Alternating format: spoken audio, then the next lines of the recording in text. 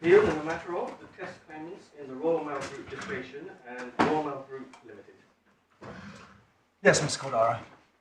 My lady, my lords, I appear, as you can see, for the appellants, together with Mr. MacDonald, and Mr. Herberg leads Miss Neal on behalf of Royal Mail.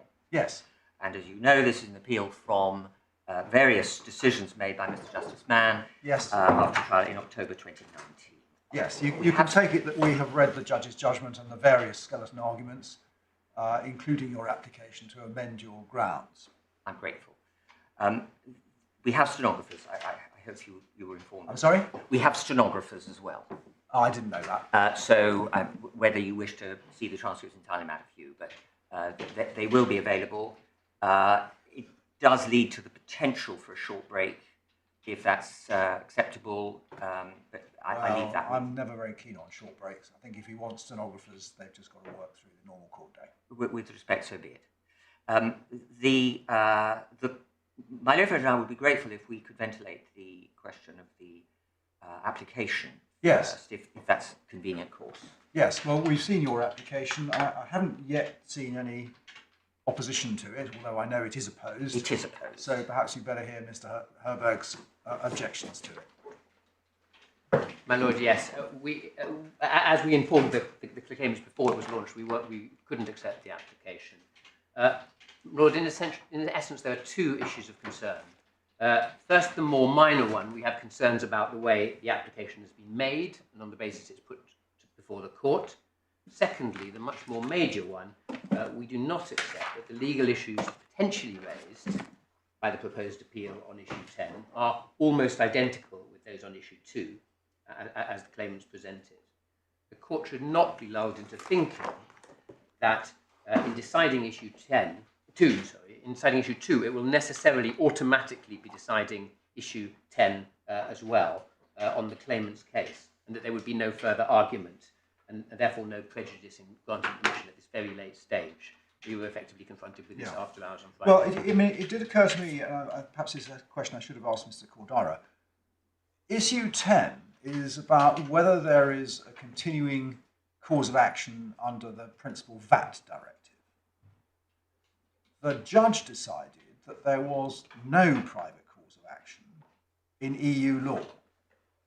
And I wasn't clear that Mr. Cordara was challenging that, because the focus of the skeleton argument seems to be on the domestic principles giving rise to a cause of action. My Lord, the judge obviously decided that there was no domestic statutory. He did. And that is issue 1 that is Indeed, ready to be ventilated. As I understood it, one of his reasons was that there was no such duty in EU law. Lord, what was accepted in relation in EU law was that there is, on the face of it, simply an obligation on member states to ensure that a VAT invoice is presented. Yeah, well, I'm looking at paragraph 96 of the judgment, where the judge says that you've got a reasonable armoury, there's no private law remedy, and it says you can point to the absence of any requirement in the source legislation at European and UK levels. My Lord, that is right in that EU legislation did not, on its face, say that their member states must ensure that there is a private law right of damages in relation to provision of a VAT invoice. That law was absolutely clear, and the judge relied on that. What the judge did not decide, because it was a withdrawn issue, was that on the claimant's wider arguments, that there was or wasn't a duty on Royal Mail arising out of EU law to, in fact, provide a VAT invoice. Is that the emanation of the state point? That's issue 9, my Lord, which is paragraph 236. The EU direct cause of action, issue 9, paragraph 236 of the judgment on page 2. Because of assumption 2, the answer to this question is yes, there is a direct cause of action. But that's only because of assumption 2, which was that we are an emanation of the state, which has not yet been determined, of course, or as to when we are an emanation. The significance of this matter must be made clear. Royal Mail does not accept that as a final conclusion to the matter. Whether it should actually be treated as an emanation for the purpose of direct cause of action is a very live issue to be determined at a later date. Parties are using the assumed position so as to put themselves in the position of being able to test the limitation in the event there's a direct claim. So issue 9 was effectively never argued because on the basis of the assumptions, it was accepted that in principle there was potentially a direct EU claim.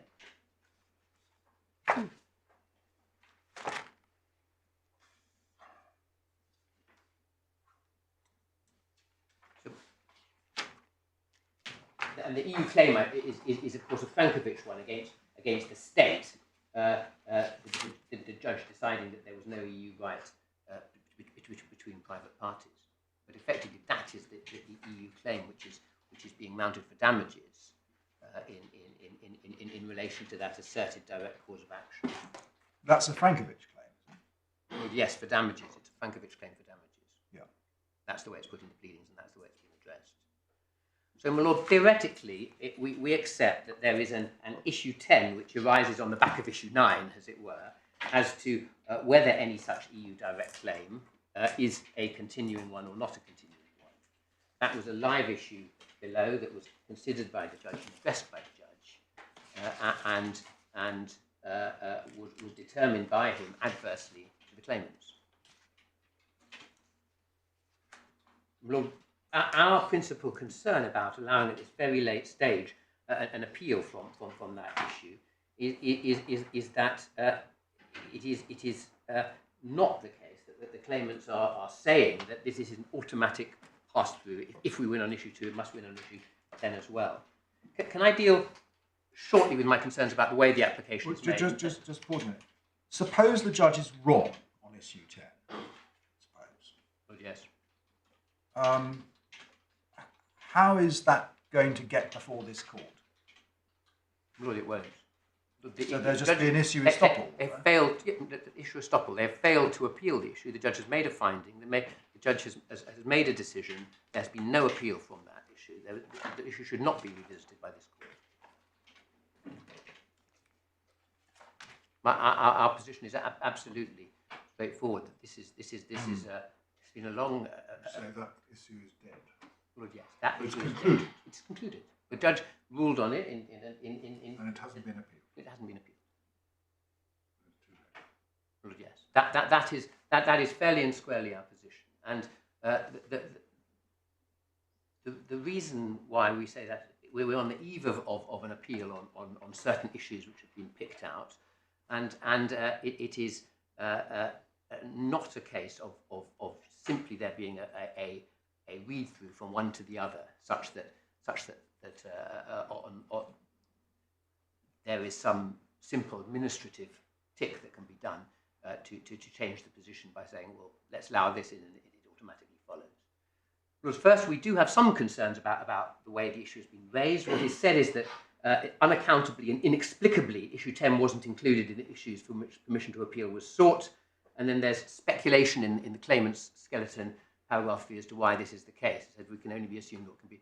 Well, our first question is, why is it inexplicable? Why are the claimant's counsel speculating? It is quite surprising that there's no witness statement here from the claimants, who of course are the people who this error somewhere in the team, the point arose, explaining, given that they're seeking a relatively formidable indulgence of the court at this late stage, as to why it is that the appeal permission wasn't sought. And it's particularly odd, and it calls for explanation, because the grounds of appeal, the grounds of the application wrongly state, at paragraph 3, that the Court of Appeal has given permission to appeal the judge's decision on issues 1 and 2, and that this was missed out. That's simply incorrect. Mr. Justice Mann gave permission on issue 1, and at that time, at the hearing before him, the claimant sought to appeal all the issues, including issue 10, that had been decided adversely to them. I won't take you to it, but it's paragraph 1 of Mann's judgment, Mr. Justice Mann's judgment on permission makes that absolutely clear, that all issues were appealed. What then appears to have happened is that after being refused permission on inter alia issue 10 by the judge, a decision was taken, for whatever reason, we know not why, to slim down the issues on which permission was sought from the Court of Appeal. So the Court of Appeal, when it was asked, did grant permission on a further issue, Lord Justice Newey, on issue 2, but it was never asked to consider permission on issue 10. And we do say respectfully that that calls for more explanation than the Court has been given. But look, our more major concern is as to what issue 10 involves. There is obviously overlap, significant overlap between issue 2 and issue 10. We fully accept that. I mean, in a sense, I suppose, what Mr. Cordara is asking for is relief from sanctions. Lord, in a sense, it comes. Because he wants permission to appeal out of time. He does, Lord, and that anticipates what we don't accept that CPR 5220 would be the right way to go. He is seeking permission to appeal out of time. That's what he needs, and we say that it shouldn't be granted, partly having regard to the fact that he himself is not saying that this issue automatically follows issue 2. If one looks at his application. He says that although we accept there's an overlap, but he says in paragraph 9 of his application, this court's findings on issue 2 will necessarily affect, not determine, affect whether issue 10 has been rightly decided. They don't say determine. Their skeleton, paragraph 6, they say that the question of continuing duty is highly likely, not will be, highly likely to be answered similarly, not certain and similarly, not in the same way. And they propose in their skeleton that this court should hear argument on issue 10 de bene esse. They're not saying it automatically follows. This just needs a stroke of the pen. The reason why this gives us such concern is that below, the claimants expressly treated their submissions under issue 2 as the starting point for their submissions on issue 10, but very definitely not the end point. Well, can I hand up an extract from the claimant's submissions below, just so you can see the way that the argument was ventilated?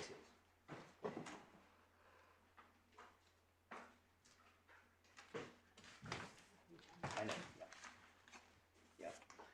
Well, this is only an extract. We haven't burdened you with the whole thing, but this picks up the part of the skeleton, which is paragraphs, pages 49 to 55, all address issue 10, and this is on top of earlier submissions on the linked issues earlier. You'll see at paragraph 60, introducing the issue, it says that submissions on made under issue 7 are repeated. 7 was actually the same continuing duty issue on the contract claim, which of course has gone, and everyone accepts that has gone because permission to appeal the contract claim was not granted. But that effectively, there's a whole section on issue 2 and issue 7. Those two can be taken together. And they say they're repeated as a starting point. They actually use the word starting point. However, there's a difference, they say.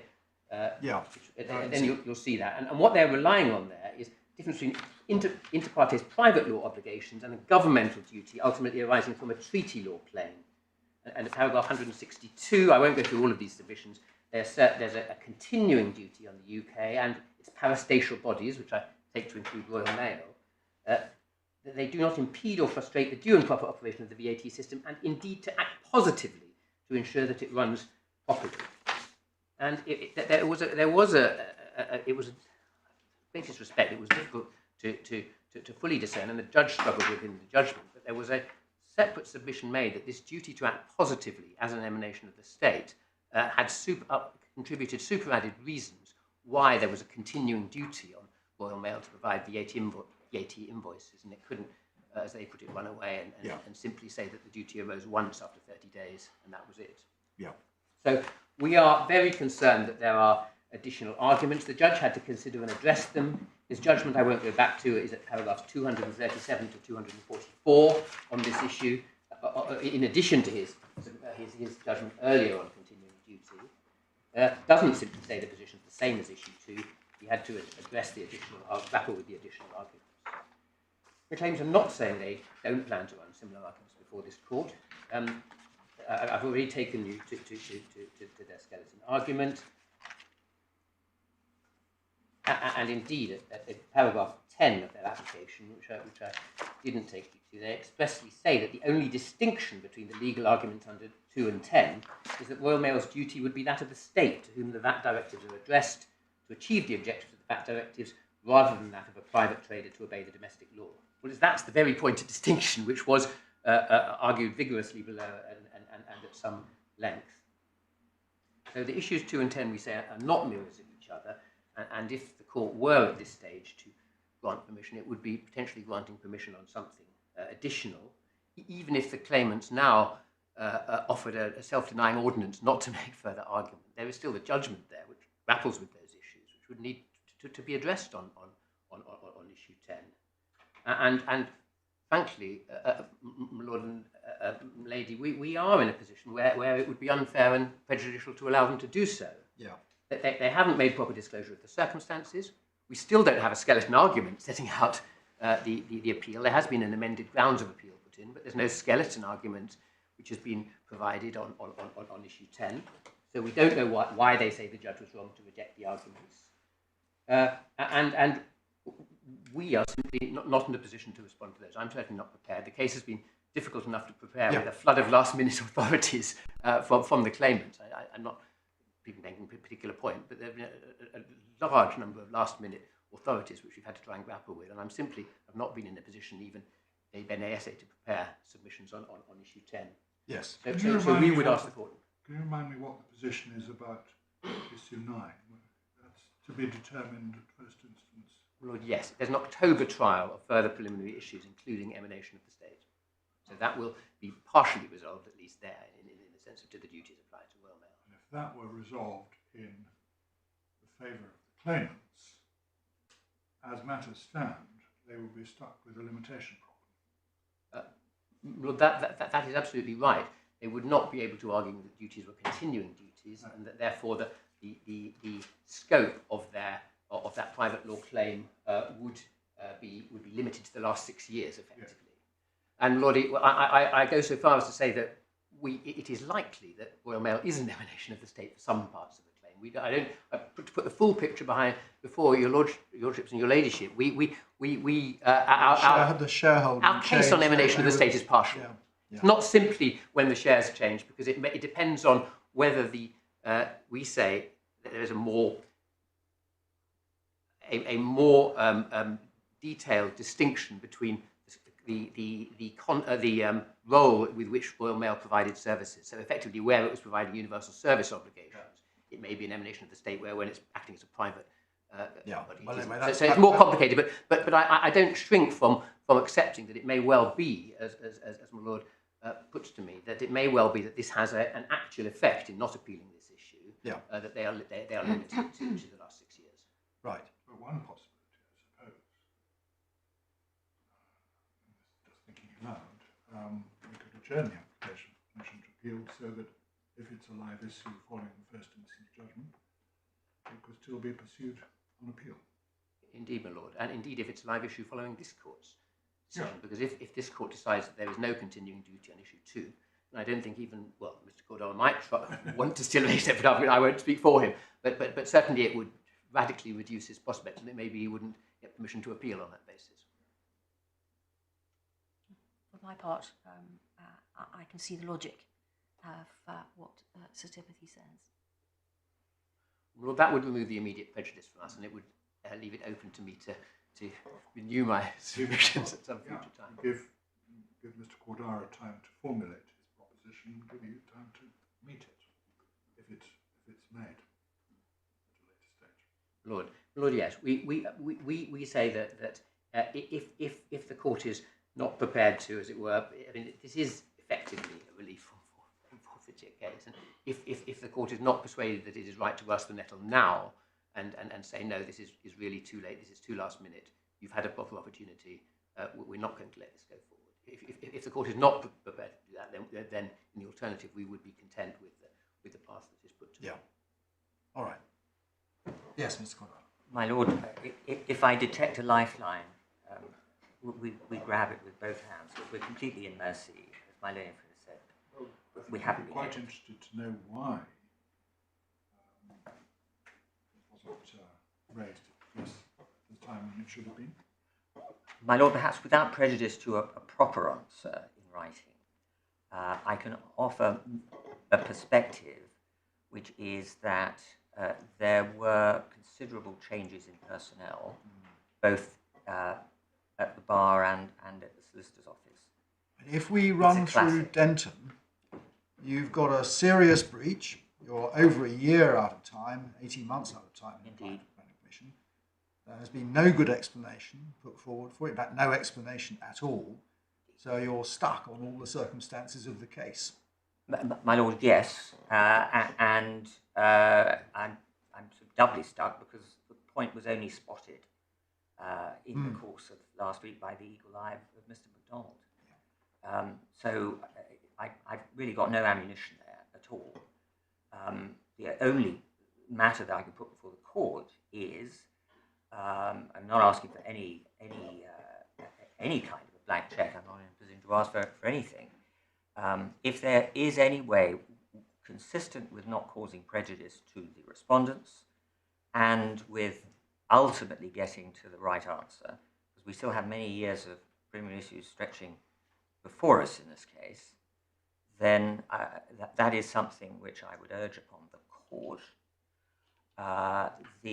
Just to deal with some of the other points which I need to deal with, first of all, there is an oddity here because the content of the duty has yet to be explored. So we've done it in a back-to-front way. So that is relevant in my submission because no argument has yet been heard on that. Yeah, I mean, until you know what the duty is, it's difficult to say when a cause of action arises. Well, indeed, but we were not casual in the sense it might be said, well, we shouldn't have done it this way. I think that the wish was to get all the limitation points decided. And the reason we did it this way, and in a sense this is my answer to my learned friend, who has rightly said that the big difference that we say is to be found between the 2 points is that in one context it's the state and in another context it's the private individual. But it stops there, and that really is a content point yet to be decided. I say it stops there because whatever the route, whether it's a breach of a UK domestic statutory duty or an EU statutory duty qua emanation, we in our system put them all into the same box, tort a breach of statutory duty. And as we'll see later, in any event, when we look at the phonographic case, the learned Vice-Chancellor makes this very point at para 18, that it really doesn't make any difference whether the duty, for limitation purposes, where the duty comes from. They're all in the same box of tort. And that's, I think, why, possibly ill-advisedly, we did it this way round, because even were this recent event not to have, well, not so recent event, not to have occurred, your lordships might be sitting through the argument on issue 10, were it before you, thinking the very thought that has been put, which is, can we really do it this way round? So obviously I've made my points as a pure question of law, and no facts have yet been found, and all the predictable points. But my lords, at the end of the day, if there is any way in which we can ultimately ensure that issue 2 and the putative issue 10 can be aligned and decided in line with each other, then that must be in the longer term interest of justice. One other point, issue 14, which is one of the cross-appeal issues, and I'm about to say something which is not evident on the face of the issue. There are 3 cross-appeal issues, all of them, I'm using the list of issues which the judge gave at 151 of the, in the judgment at 151 of the bundle. Issue 14 is about the emanation of the state point and the degree to which, on the injunction side, the case law concerning limitation periods and mandatory injunctions is going to be ventilated before you for the first time. So this is one of just 2 closing points. So we on this, I have free rein to make all the emanation of the state points, but as I've said, it's only the 1 point on that issue in any event. That's issue 14, as it were, is on the flank of the putative issue 10. And on the other side, and this is my last point, issue 2, which is before you, will involve, as indeed will issue 1, looking at the 2 articles in the VAT directives which deal with this point. That is to say, Article 22.3 of the EU 6th VAT Directive and Article 222 of the EU, its successor, the EU Principal VAT Directive.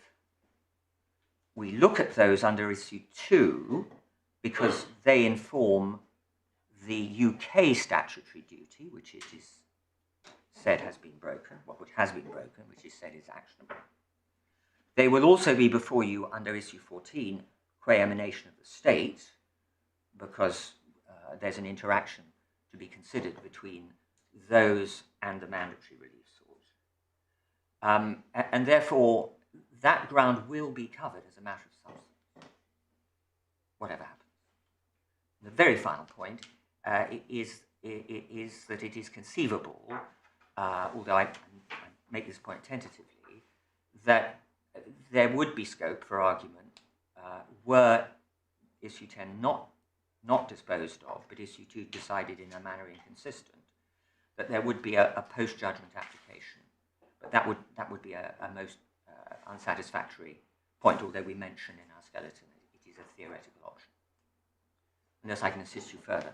All right, well, yeah, we'll retire for a few minutes to see where we go on this. All right.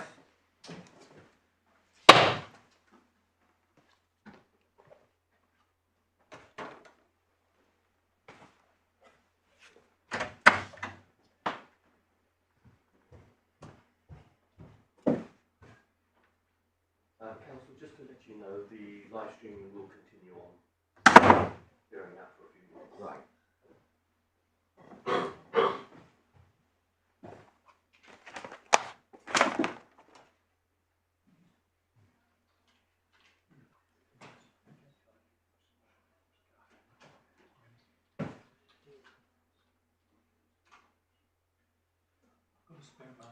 Bless you.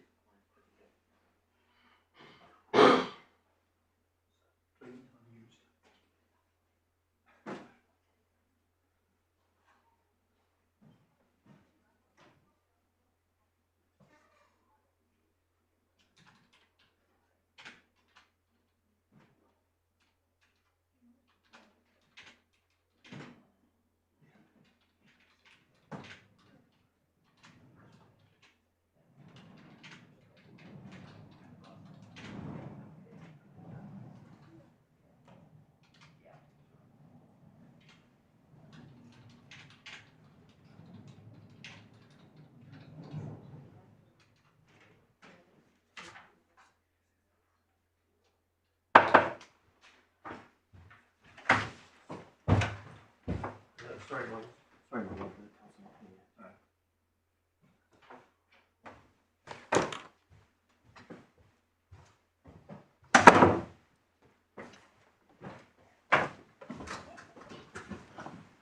My lady, we'll go and get Mr. Cordara.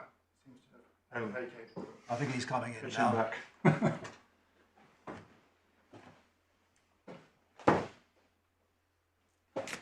Profound apologies. Although it is presented as an application to amend the grounds of appeal, it is in fact an application for permission to appeal out of time. As such, the principles in the Denton case apply, and it is in substance an application for relief against sanctions. The facts of the matter are, first, the application is long out of time, well over a year out of time. Second, far from there being a good reason given for the failure to comply with the time limits, there is in fact no reason given for the failure to comply with the time limits. Thirdly, there is prejudice to the respondents, not only in the lack of notice, this application having been made on the eve of the hearing, but also because they were entitled to take the view that this issue had been finally determined by the judge. Looking at all the circumstances of the case, we do not consider that this is a case in which relief from sanctions ought to be granted. We therefore refuse the application for permission to amend the grounds of appeal. Oh, I'm obliged. So I now can turn to the issues.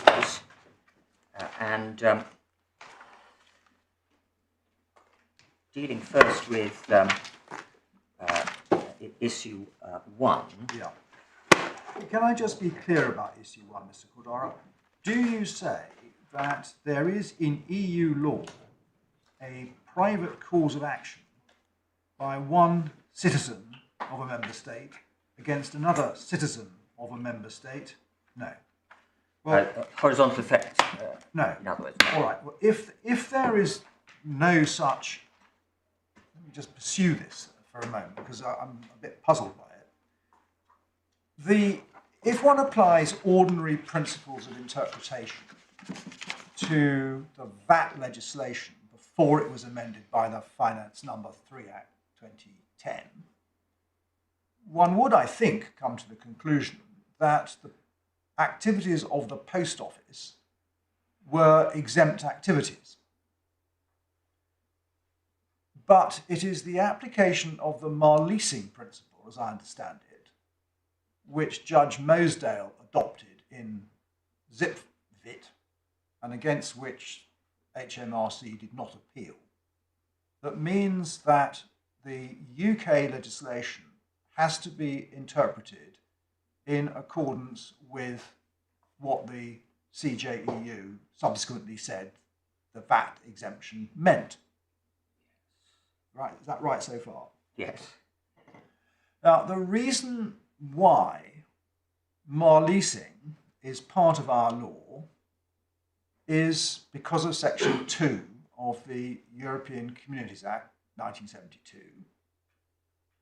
And what that says, in essence, is that courts must apply EU law. Now, if on ordinary domestic principles of interpretation of the VAT legislation, the post office's activities were exempt, there could be no question of Parliament having intended a private law right of action for complying with what on the face of it appeared to be UK legislation. Now, Marleasing says, well, no, you must interpret UK legislation conformably with a directive. But if there is no private right of action, one citizen against another citizen in EU law, Marleasing doesn't create one. All it says is interpret the legislation conformably with EU law. So where's the cause of action come from? Well, the answer is to focus simultaneously on direct effect, where, and there is an intersection between what my Lord has just said and what I'm about to say. Direct effect, which of course underpins Marleasing and drives, it doesn't drive all of the Marleasing principles, but direct effect can be accessed by a taxpayer here, irrespective of the wording of a UK statute, as you will know well. Well, yes, but as against the state. Indeed. And one can only get at the state and exercise one's directly effective rights to deduct input tax that one has suffered if one is a registered trader. One can only get at the state in the context of the current debate if one has the precious piece of paper, which is the VAT invoice. And it's important to recall at all times in my submission the tripartite nature of this particular story. So my client's primary aim, not losing sight of my Lord's question, but my client's primary aim is to, from these proceedings, is to obtain the piece of paper.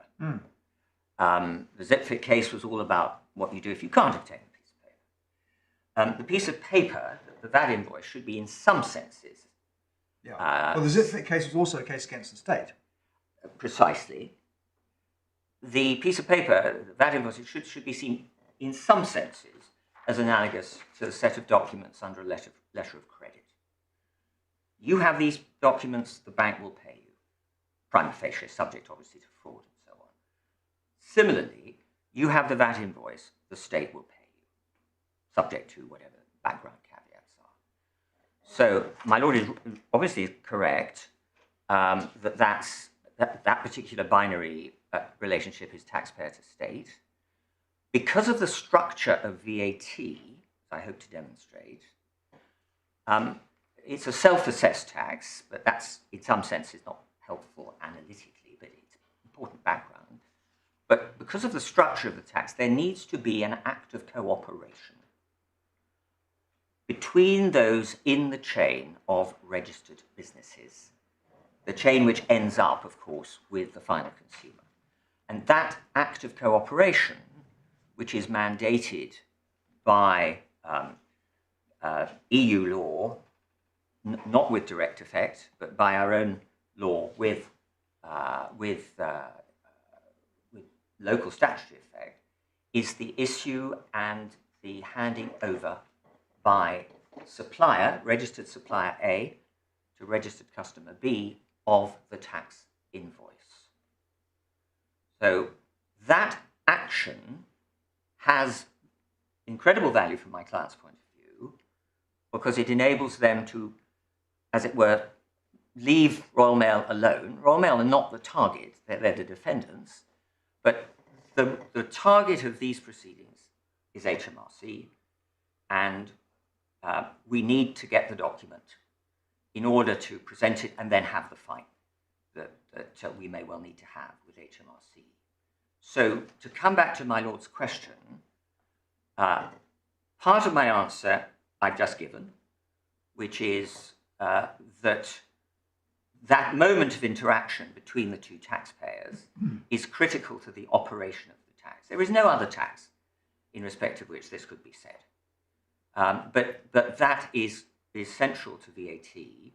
And the reason, of course, as you will know, is that it's a very powerful policy driver of VAT that there be no sticking tax in the chain of registered suppliers. All the burden must fall on the final consumer. And in this case, that cascade effect has gone on for many years, unnoticed, and unnoticed with no fault on anyone's part, and we'll see the observations made by the Supreme Court that everyone's acted. It's a common mistake, everyone's acted in good faith. But what that cascading effect has done over many years is mean that clients in the position of my clients have not received VAT invoices which would have from Royal Mail, which would have taken into account, for example, the massive VAT payment that Royal Mail makes, no doubt, each year for the fuel for their huge fleet of vans. Normally, Royal Mail would have been able to deduct those, would have deducted those. If it had known what it knows now, it would have deducted that input tax. What in fact it did was it passed it on to my clients. We didn't know, but it had to build it into its bill, and we passed it on to our customers plus VAT.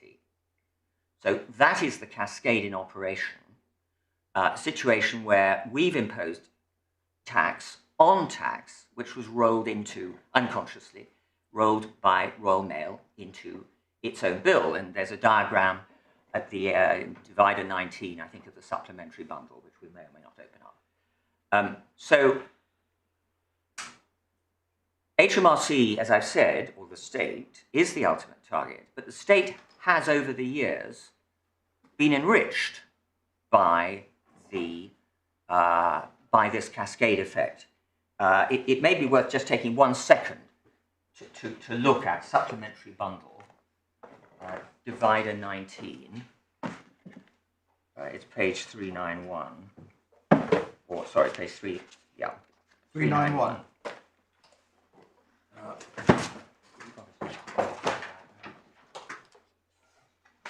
Don't worry, it may not be needed. Do all your lordships have a little diagram? Yes. 391, yes? Yes. If you could... Oh, no, yes, yes, I have. 391. 391 is the second one, but if you look at it, this is what should have been happening. So, going from left to right, OT obviously means output tax. So, taxable supplier to Royal Mail, fuel. The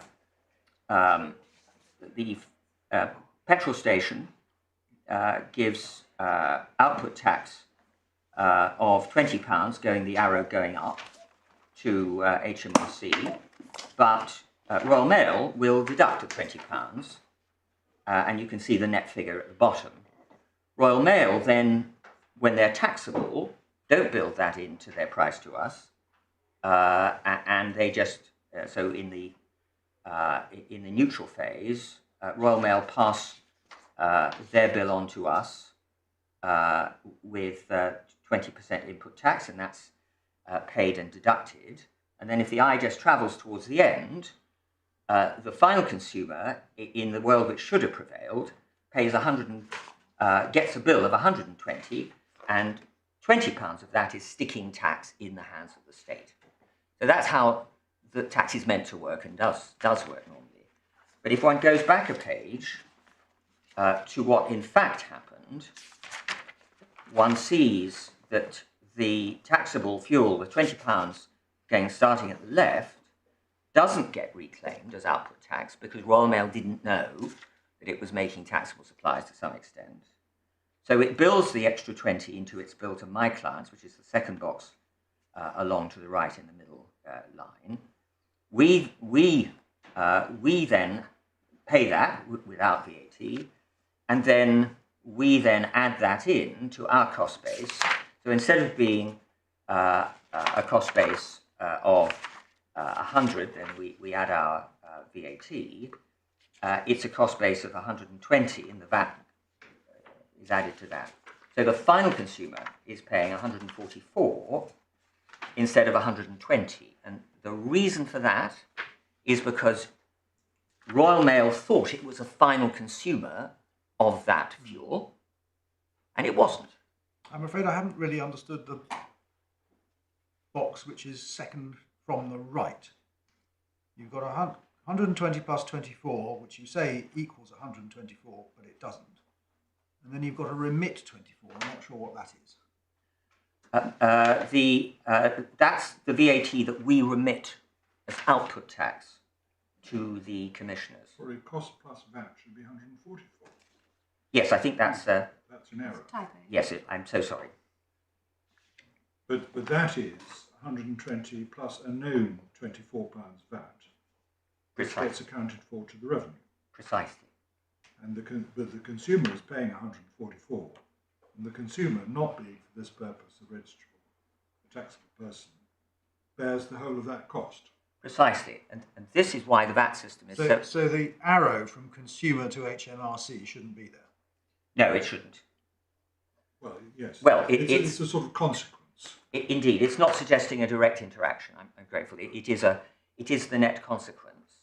Yeah, and it's 44 because the revenue has had 20 at the earliest stage and 24 at the later stage. Yes, there have been two final consumers in the chain. One of them Royal Mail, and one of them the true final consumer. Mm-hmm. And this is important. It's something of an elephant in the room. It doesn't affect the legal analysis. But I'm deeply conscious of what was said, that the raised judicial eyebrow, to put it mildly, by Lord Justice Henderson in Zipfit in the Court of Appeal, which we'll look at, suggesting that there is a non-analytical problem in terms of the general body of taxpayers. This kind of situation indicates that quite inadvertently the general body of taxpayers has been receiving considerably more tax than should have been the case. So that's purely by way of background. To come back to my Lord's question, what I have done in responding is I've tried to move the focus to the right of a taxable trader to get their input tax back. And that positions the question of whether the supplies were exempt or not, as it were, an incidental matter which triggers the debate. And as you know, the assumptions that were made necessarily made by the judge, see para 23 of the judgment, include the assumption. Could we just look briefly? It's page 149 of the core bundle pagination, para 23 of the judgment. His Lordship just records the assumptions. So assumption number 1 is the services provided by the defendant, which is subject to the claim, were chargeable to VAT as a matter of EU law. So pausing there, that will be decided to some extent at the next trial. But for present purposes, we operate on that basis. So that is a further part of my answer to my Lord's question. The reality is a matter of European VAT law, and that does flow down through Mail leasing into ours, is that the supplies that were made were taxable. Yes, I mean, as I understand these assumptions, assumption number 1 reflects the decision of the Court of Justice in TNT. Yes. That's what the directive means. Assumption 2, we're only concerned with the first half of assumption 2 because we're not dealing with direct effect as an emanation of the state. Correct. And the first half of assumption 2 is Mail leasing. I've understood that. Yes. Right. But the way it works, as I say, is in a sense already captured in assumption 1, because the only thing that my clients need to, or indeed can point to, in saying they have a right to their input tax bag, is that they received a taxable supply, notwithstanding the position. No, I follow. Yeah. But if this were outside the reach of Mail leasing, suppose, you couldn't interpret the statute conformably with the directive, then the courts would have to disapply it. I see, yes. As a sort of, factor tame type situation. Indeed. So there's something, here's what Parliament has said, doesn't comply with EU law, disapply it. Yes. Now, it'd be very difficult, I would have thought, to say a Parliament has intended a private law cause of action to arising out of a law that Parliament passed, but which the courts are now obliged to suspend. I mean, you see the conundrum. Yes, but the answer in my submission is not to overcomplicate the analysis, but to hold on to the simple point that a taxable supply was made. Yeah. And secondly, also to say that we might well be having this debate in the context of something which is, say, a lower rate supply, which is purely a British domestic law matter. But my equivalent client in that imaginary case would be demanding their tax invoice. And would be able to say, even though in that imaginary case we're not in the context of an exemption which is handed down from Brussels, we're in the context of some local heating regime, which is an entirely British 5% rate. The taxpayer would still be able to say, as part of the package of concepts that come with the VAT system, and we've still got all the European influenced factors such as input tax recovery, I'm entitled in the system to have my tax invoice, because the system won't work otherwise, because they have that act of cooperation that is needed. And therefore, the argument that there should be some degree of actionability before the courts I would still be making the same argument. I would be, as I am today, really stressing that the money relief, quite apart from being very, very distant and beset with causation problems is not the prime focus. The prime focus, as I've already said, is to get the document, and the assumptions are designed to remove what are otherwise roadblocks to getting the documents. For example, assumption 8 is HMRC has no recourse to claim the VAT included in the consideration price from the defendant. So that is designed, as it were, to keep the analysis pure, so one doesn't have to consider here now the questions pleaded towards the end of the defences, equitable defences, effectively change of position type defences. So those are for another day. So it's been structured so it's a very clear and simple question. Whatever the supply, the taxable supply that the taxpayers received, we know there's a statutory duty, which Parliament intended, to issue a tax invoice. And it doesn't have to be in a context, as I say, of an exemption. The question is, if asked, as it were, would Parliament have said yea or nay to this further question, which is before the court? Suppose that the supplier said, actually, I can't be bothered. I won't be issuing tax invoices. It's not a Royal Mail story. It might be a supplier who supplied something last week. Just won't do it. And I'm getting into the argument now. I hope that's where I should be anyway. And one of the answers to that is, well, what's the alternative procedural route that is open to the likes of my clients? Mandamus against the commissioners, but the commissioners aren't actually armed with a power which only the courts have to order to issue a mandatory injunction. All the commissioners can do is the fine, and the administrative court will not entertain any such application. It would be pointless in any event, so that won't work. The tax tribunal, again, it doesn't have coercive powers, so it can't issue any form of mandatory order. And furthermore, it's highly questionable what locus standi one would have, my clients would have, but it would be pointless. And one struggles to think of any other route.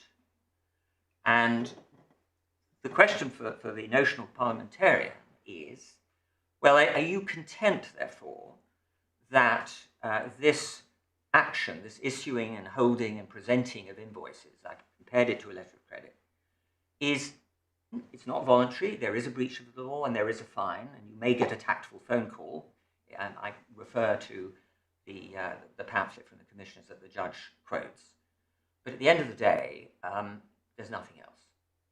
And that is the core question. Will your lordships be persuaded that there has to be some ability to get judicial help, if not necessarily in damages, then in terms of an order, if surrounding circumstances are such that it is right that it be made, for essentially a mandatory order that the invoice be issued. So I've set that stall out, and I'm grateful for the opportunity of doing that, engendered by my Lord's question. What I propose to do is try and put fairly rapid flesh on that, just to show you, just to pinpoint what I invite the court to have in mind when I talk about this cooperative moment in the chain where X has to do something and Y gets the document. And it's known to you, but if I can just show you it'll take us to the legislation bundle. It doesn't sound as though we need to go to tab 40, which is the story. Bundle 2, is it? That is bundle 2, my lord, yes. So the legislation bundle. Tab 14. Tab 40. 40. Yes. Yeah. That gets us to the principal directive. And within that, at page 189, is the origin and scope of the right to deduction. So this is the right that taxpayers in my client's position enjoy, irrespective of whether the background status of the supply is mandated by EU law or not, although, of course, ultimately, all of that is mandated by EU law, because unless something is exempt, then EU law mandates that it's... Sorry, I missed the page. We're going 189, my lord. 189, Article 168.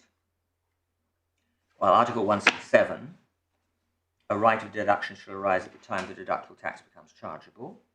And then Article 168, insofar as goods and services are used for the purposes of the tax transactions of a taxable person, the taxable person shall be entitled in the member state which he carries out the transactions to deduct the following from the VAT which he is liable to pay, and we're focused on A. The VAT due or paid in that member state in respect to supplies to him of goods or services carried out or to be carried out by another taxable person. And that, of course, was not exercised by Royal Mail in the circumstances that I just explained. So that's the underlying right. And then if you'd be kind enough to turn to page 191, Article 178, rules governing the exercise of the right of deduction. So at this point, one is looking at the hurdle that has to be surmounted, and in order to exercise the right of deduction, taxable person must meet the following conditions. A, for the purpose of deductions pursuant to Article 168A, in respect of supply of goods or services, he must hold an invoice drawn up in accordance with Articles 220, etc. And for present purposes, we are only concerned with situations and invoices which must be drawn up by the supplier. The customer can draw up invoices in certain circumstances, but we're not concerned with that. And it is that holding that is the crossroads that I referred to, the cooperative act that has to be done for the fundamental machinery in Article 168 to be operated, and that's fundamental to the identity of the tax. So if we go forward to look at the... But what about Article 180? Does that not say that 178 is not necessarily the be-all and end-all? That's the... Yes, indeed, and that's the discretion which is being fought over in ZipFit. Well, is it? Well, it's either 180... Yeah, I think it is. I mean, couldn't a member state say, well, if you haven't got an invoice, but you produce the following, you can exercise your right to deduct? Well, a member state... not as a matter of discretion, but as a set of rules. Wouldn't it say that? Well, it would be... one would need to fit it into the provisions that I'm showing you now. 180 gives a power to be more generous, as it were, than 178A, indeed. And I'll come to the ZipFit story, which fits into that. I mean, 181 is beside the point because it's dealing with a different... I follow that, but I'm just focusing on 180. Yes. Which seems to give quite a wide, I'm not quite sure what you'd call it, margin of appreciation to member states. 182 likewise. Yes. Yeah. Indeed. Indeed.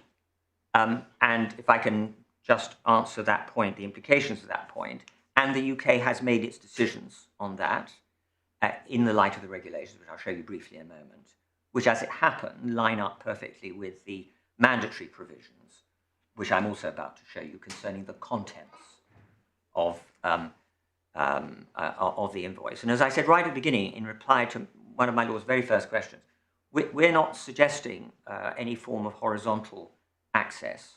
So we, on issue 2, take the British regulations as we find them. As it happens, those align perfectly with what I'm showing you now. The fact that maybe the UK could in the past have done it differently doesn't matter in my submission because it did what it did, and that's the only arena in which we can point to supposed rights. So, so that then takes us to 220, which is on page 196. And just before that, we've got concept of invoice. but that's to do with the move to electronically based invoicing. And then at 220 sub 1, which is highly relevant, obviously, to the issue, every taxable person shall ensure that in respect of the following, an invoice is issued either by himself or by his customer, etc. And we've got sub 1 referring to supplies of goods or services which he has made to another taxable person. So we're now on the other side of the 168A, 178A position. We've got the open but empty hand of the registered customer in 178A saying, can I have my invoice, please? Because I need to get into the system. And we've got the obligation, not, of course, directly imposed by EU law, on the registered supplier under 220 sub 1. So, and this is the core of my case, because it's rare that one gets a case concerning actionable statutory duty in a taxing setting. I can't think of another case. I mean, it's usually prisons, child protection, education, fishing boats. We'll look at those cases, all areas where there is government regulation and therefore scope for breach and so on. But, and areas which I hope to show you in a moment can be rather complicated with highly discretionary obligations which can change from day to day. This is a super simple obligation. Just produce the invoice. And the contents might change, required contents, but they haven't. And our super simple need is without it, subject always to zip fit, we can't access our directly effective rights under 167. And one doesn't have to, the case doesn't have to be more complicated than that. So that's the core submission there. That's based on 220 sub 1. I don't believe and don't submit that Article 221 is material. So, but I invite you to note that there is a power under 221(2) which is irrelevant for the present case, to release certain people from the obligation under 220 in respect of exempt supplies. And it's not directly relevant, except that, of course, it implies that if you're going to release people from obligations any more widely, then one will need to find chapter and verse in this document, and there is a simplification route, which I'll show you briefly. 226 is are the contents. That's on page 197, and that lines up, as we'll see in a second.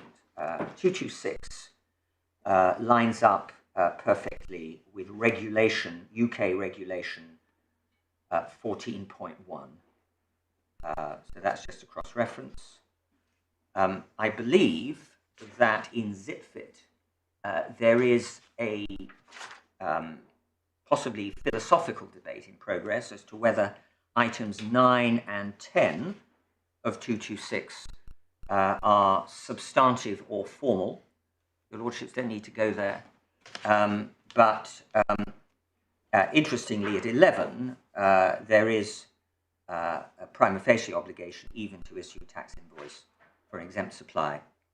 UK has exercised its power under 2212 not to impose that.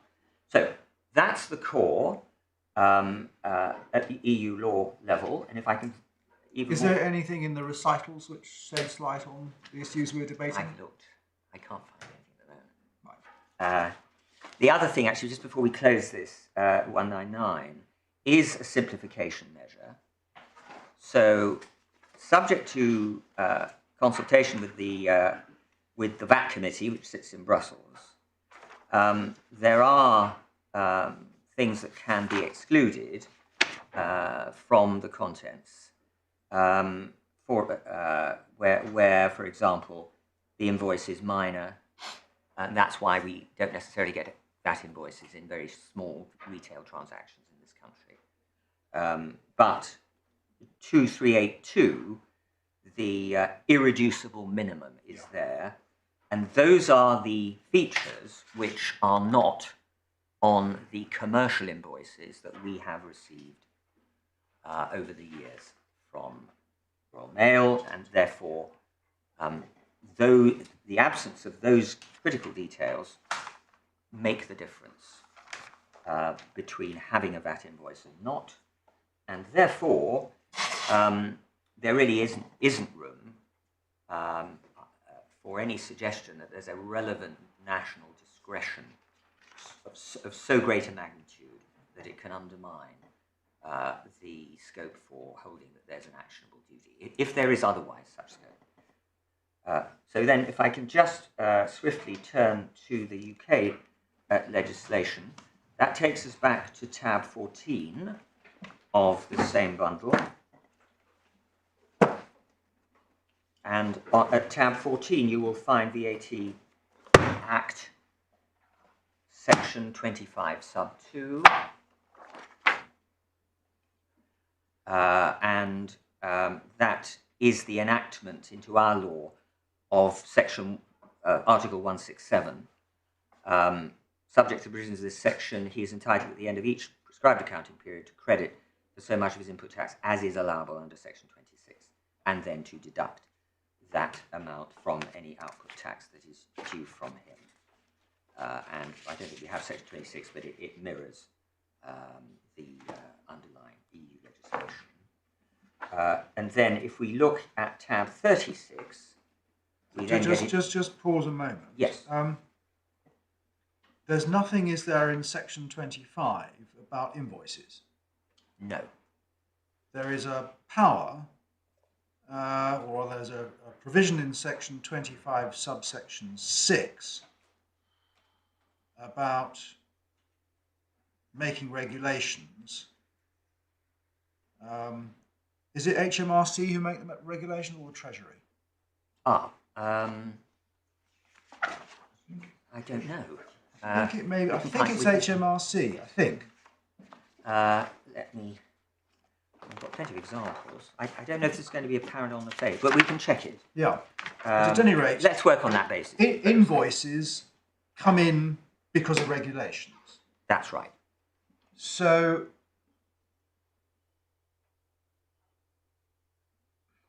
it's difficult, isn't it, to see why a cause of action arises out of the statute. So is it part of your case that Parliament authorised HMRC to create a private law cause of action by regulations? Well, if necessary, yes. Yeah. But it doesn't, I mean, that sounds slightly shocking. But then if one thinks about it, the tram lines have all been set in that suite of European material. And in this member state, they don't put it in the primary legislation. They pass it in front of Parliament, and all legislation is proposed by the executive, pretty much. And this is secondary legislation, but without which we could not lawfully have operated any kind of a VAT system. Yeah. So it was known up to a considerable extent what the regulations were going to say, more or less, at least what sort of provision they were going to make, because they had to comply with the directive. My lord, indeed, and not that I'm going to, unless invited, which I won't be, take you through it, but from tabs 23 to 36, there are, of this bundle, there are 5 mini groups of those regs, which go, there's a 1975 group, 79, 1980, 1985, 1995. So we're just going to look at the 1995. But right from the start, it's obviously been appreciated that the VAT invoice is the key document you've got to have. Yeah. So if we could then just go to perhaps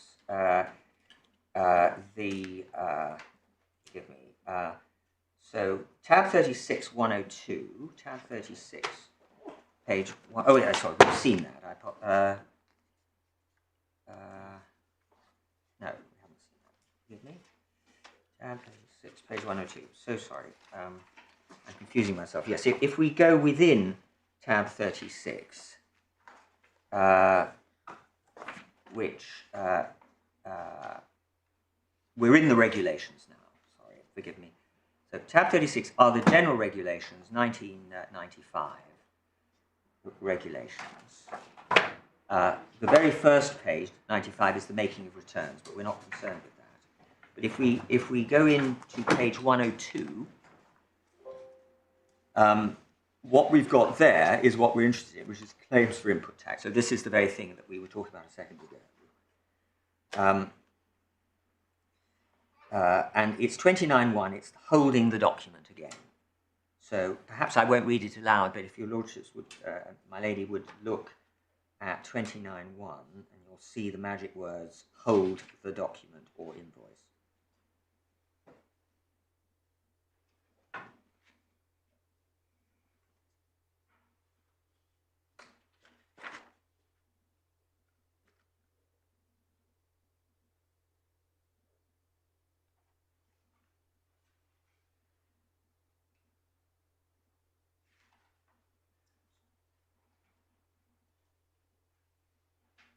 So this is giving effect to Article 168. That's an anachronistic statement because it was, when enacted, giving effect to the predecessor, but in substance, that's the position.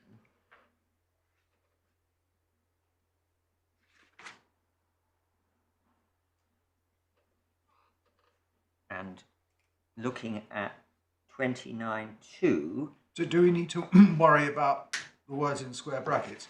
I see from the notes that they came in as from April 2009. Does my lord mean 1A and 1B?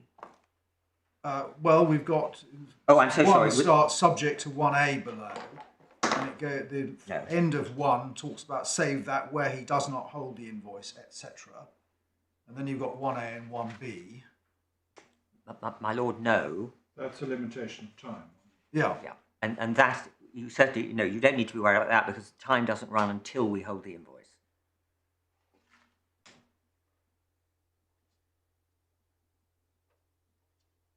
And the clue to that is the accounting, first, if you look at 1A, line 3, square bracket, the first prescribed accounting period in which he was entitled to claim that input tax in accordance with para 1 above. Yeah, no, yes, I understand that. My question was, are we to read this regulation as amended, Yes. or in its unamended form, bearing in mind that your claim goes back to 1977? My lord, for analytical purposes, you could treat it as capturing an essence which has not changed since 1975. Right. And if necessary, I can make that good.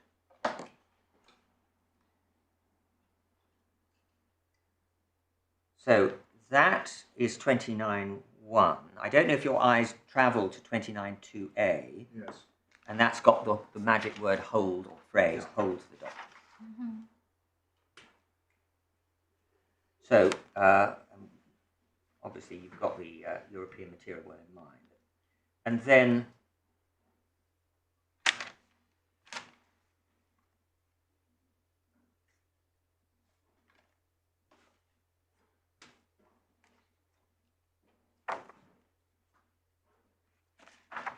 And there's a proviso which allows the commissioners to do something else.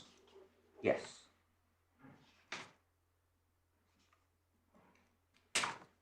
And just bear with me, I just lost.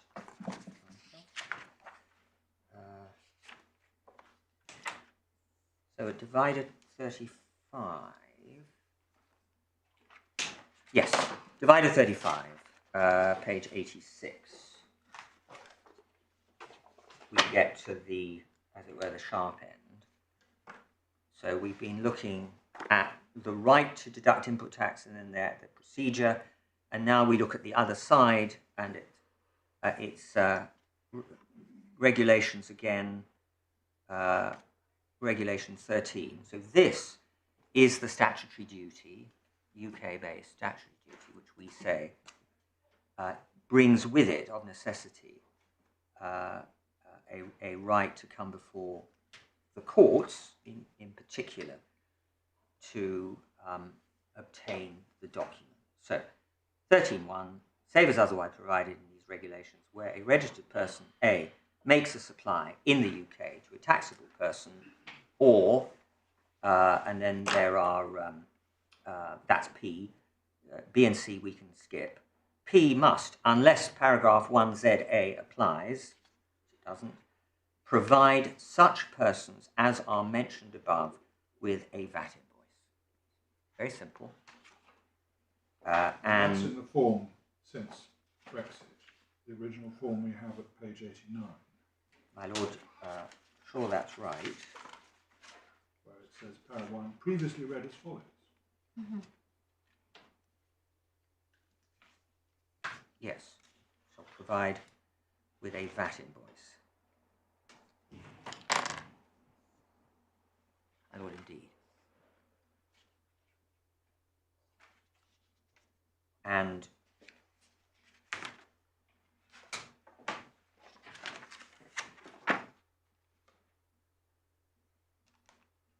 just looking down through Reg 13, 1ZA doesn't matter. We notice in Reg 13.1 capital C some other, for present purposes, irrelevant obligation, the last few words, to provide a VAT invoice. We'll skip 2 and 3 because they're slightly different fact situations. And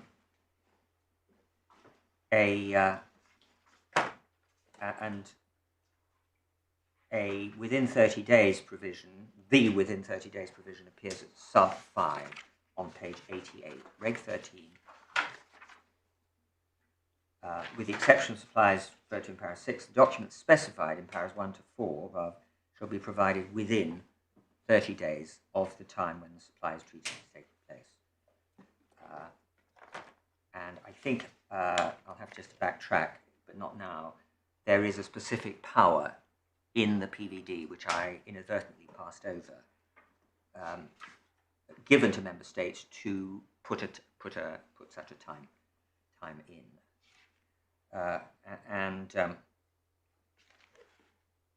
So that's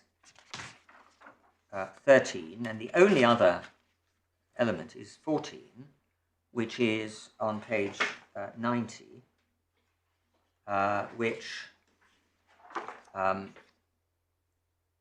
in every important respect follows the requirements which we saw in the Principal VAT Directive as to the contents.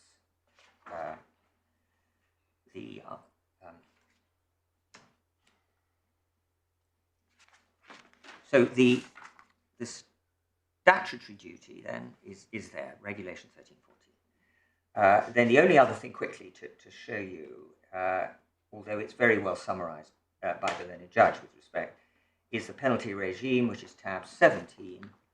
But you're not going to be vastly informed by that. But page 43 of the bundle, tab 17, we're back to the parliamentary level, and 69, breaches of regulatory provisions, and 69(1)(d) is breaches of regulations or rules made under this Act, etc. We've got the penalties at the end. It's all extremely fully summarised by the learned judge at 84 and 85. Importantly, staying with the legislation, over the page at 44, there is a reasonable excuse defence. I'm sorry, that's on page 44 at... My lady, it's tab 17. Yes, yes. Sorry, sub 8. subsection, Sub subsection 8. Thank you, it's the Yeah, subsection. it's the reasonable excuse defence. And that wouldn't apply to your private cause of action. Well, there wouldn't.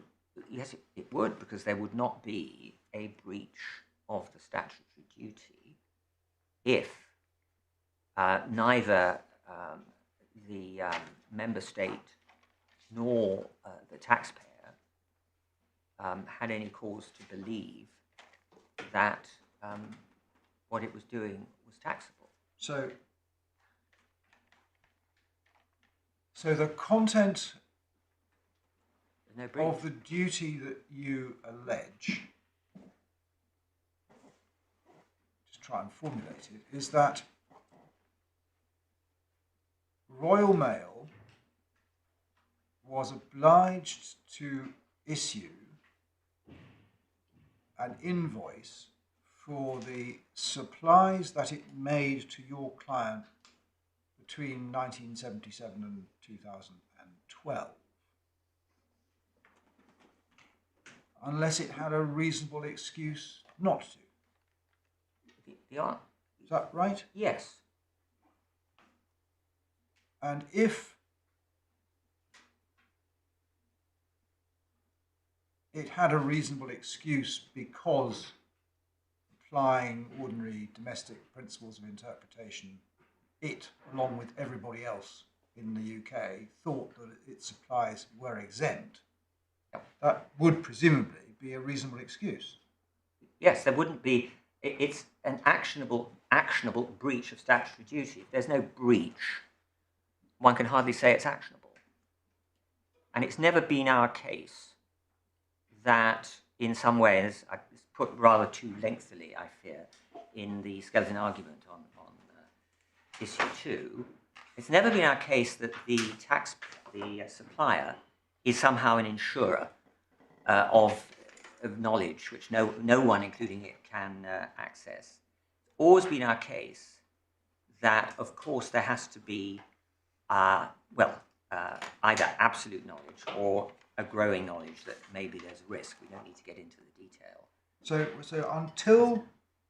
until the court delivered its judgment in TNT, there was no breach of anything.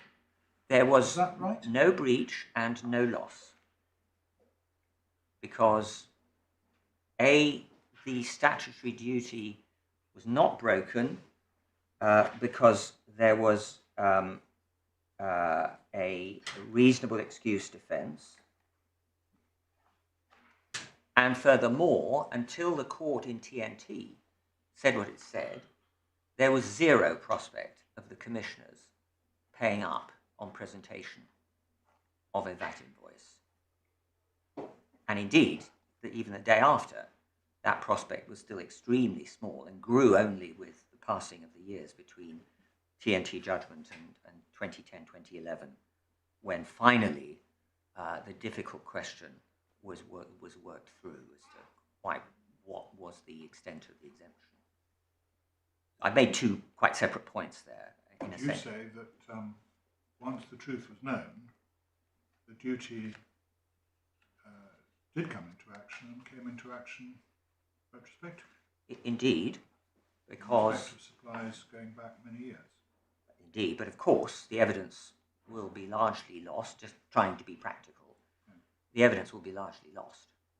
But if and insofar as the evidence is still there, then the obligation is to unravel the story, and that's really what this case is about. Does the court see merit in unraveling the story, subject to evidence, subject to knowledge, all of those points? Or is it one of those situations where there's been an accident in the street and someone says, let's just move along, nothing to see here. Let's all get on with our lives and leave it all leave the losses or whatever where they lie. Because as I said earlier, unless, and this is the only route, and if the answer remains no from the courts, then in these situations, well, everyone shrugs their shoulders, tough, let's forget about it. And so you say the duty leaps into life after the TNT decision. It leaps into life with retrospective effect, and the reasonable excuse let out does not apply retrospectively.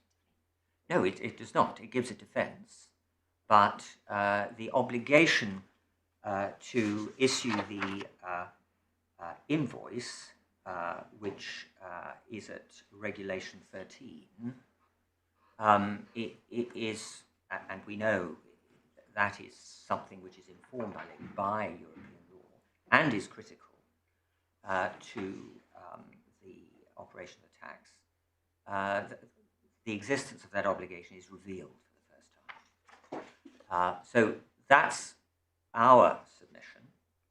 The other side, my learned friend will explain his case, but the learned judge took the view, I'm drifting into issue 2, but one can't be too orderly, I guess, that the obligation was instant, irrespective of whether anybody knew about it, and was perfected and over, as it were, not by day 31 after the 30-day period, but certainly by the date of the next return by my clients, which wasn't reduced, as it were, by the existence of the input tax claim, which they would have made had they had. So we've got two poles there. Yes, and the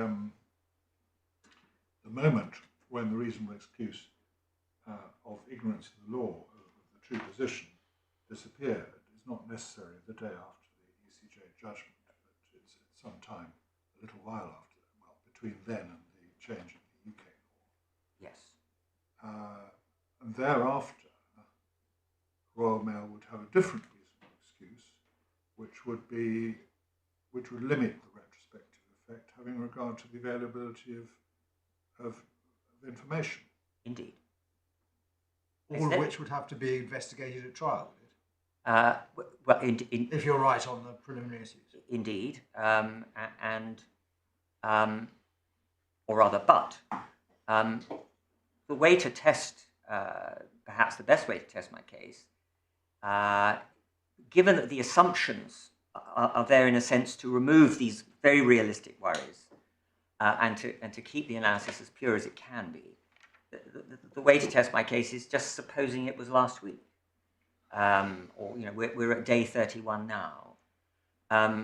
What would be the remedy just for contumacious refusal to issue that invoice? Is it a breach which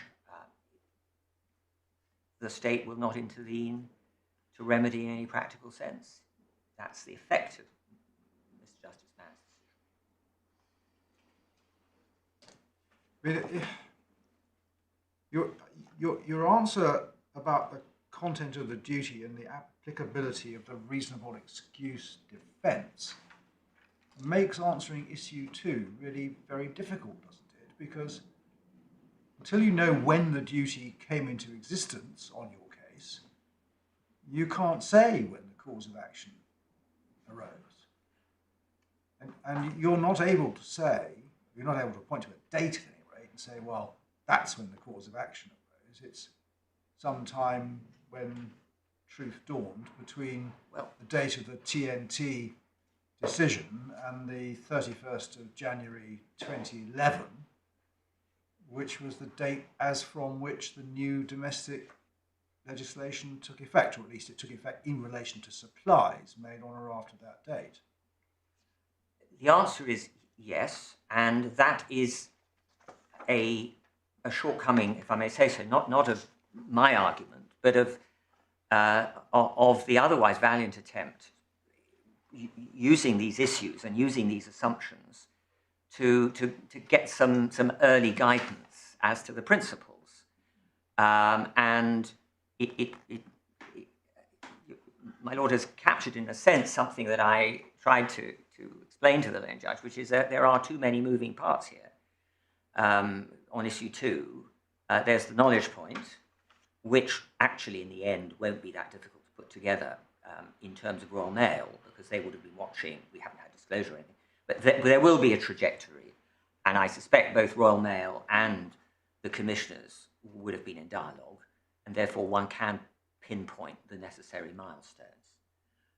Maybe not for every category of supply, but the answer will be out there. The question of evidence of the actual supplies, that is what it is. But the assumptions have taken us, as it were, away from all of that and spared us that. But as I said, as I submitted below, we, in terms of when the damage was suffered, you've got the knowledge point. You've also got the fact that, forgive me for repeating this point, the commissioners wouldn't have paid. So we could have had invoices coming out of our ears. We still wouldn't want any money. So in terms of the moment when damage was suffered, we say it all tends to coalesce around whatever the date was post TNC, when the commissioners reluctantly thought, okay, well, we've got to fix this. Well, I'm not sure about that. Well, that's a submission I'll come to in any event. I mustn't get drawn into. I think as I've set out the stall in terms of legislation on issue 1, I wonder if I can dive into the specifics and of course, fairly rapidly, but not immediately, the cases. And as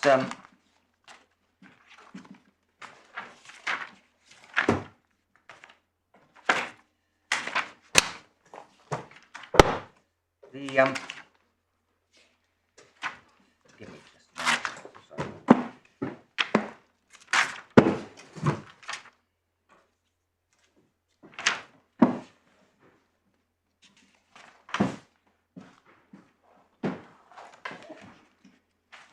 So I have X and Bedford very much in mind in what I'm currently submitting, but I'd like to make the submissions before looking at the case, so that you know what I'm saying. There are 4 specific points made by Royal Mail, and obviously taken up by the judge. They're for your note, para 4, summarised at para 4 of the Royal Mail Code. The content, point 1, the content of the duty is so variable and discretionary that it's not the sort of duty in respect of which you would expect actionability. Secondly, the alternative avenue zip-fit point. Alternative avenues, what? The alternative avenue zip-fit point. Yeah. I told you, I trailed my answer to the very first point, the variability point. As far as the zip-fit point is concerned, the alternative evidence route is not open to us, given that the Court of Appeal held that for those who do not hold, as it were, the magic document, they do need to enter into the tax affairs of the supplier to show that the supplier has paid the output tax. We can't do that. So we can't get to first base. So, boiled down, that is the problem with zip-fit. Thirdly, as far as the fines are concerned, we say they are inadequate, and they are clearly, and this is the critical point, they are not a mode for procuring compliance with the system. And the phrase procuring compliance with the system, in my submission, is the critical test that the court should apply to the two worldviews, the Royal Mail worldview and ours. In terms of actionability of a statutory duty, the ultimate test is, does it work with or against the grain of the underlying statute? But most important of all, does it assist in procuring compliance? Or is it some add-on situation where you can reap some damages and go off into the sunset? In our case, it is not only a mode of procuring compliance, it's the only mode.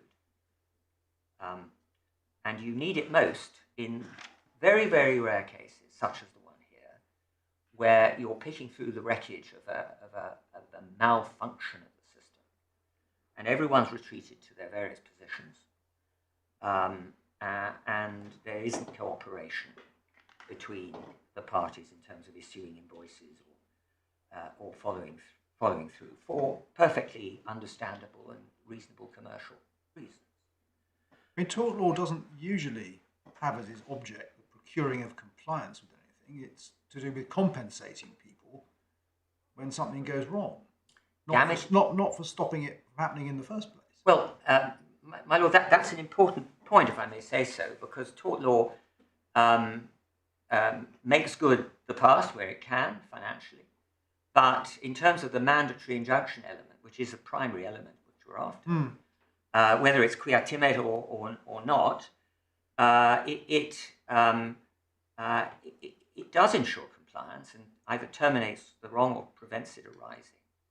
Yes, it certainly can terminate a continuing wrong. Yes. A quiet time met injunction, yes, could prevent a wrong from arising where it's threatened, but it's rare for, in a tort case, to go back in time and say, well, this is what you should have done years ago, and we'll order you to do it now. Well, there is no analytical difference. I quite see that, and one of the, if I may say so, not losing sight of the question, the rarity of this case is not a negative factor. It's a positive factor in this sense that there's no floodgates risk here. I mean, this tax has been in place for 50 years. This is the first time. I mean, there's the Europhone case, which is a remark made by Mr. Justice Ferris, which we may not have time to look at. But then Mr. Justice Mann wasn't wrong, as it were. He said, well, these things are taken care of commercially all the time. And the answer is yes. But given the size and the depth and the obscurity of the malfunction here, we are in a rare situation. But to come back to my lord's point, backward-facing tort law, as it were, it is fully taken care of in terms of the points I've mentioned, the reasonable excuse defence, the lack of evidence if such it be, and towards the end of the defences in the core bundle, if I can just give you the reference, there is a perfectly understandable at core 368, core number 2, 368, in reply to the declaratory and injunctive relief. Sorry, just a minute. 368. Yes, perhaps it's worth a quick look. This is the Supplementary bundle. Harrier. Yes, this is core number 2. Second core. Second core. No, second core. Royal Mail. Divider 26. My lord, yes. And I'm sorry, what is this? My lady, it's divider 26, page 368. It's the very last. It's 2 pages from the back. Yes, and the document we're looking at is... And the document is the amended defence of Royal Mail to the Harrier claim. There are 3. We only need to look at 1.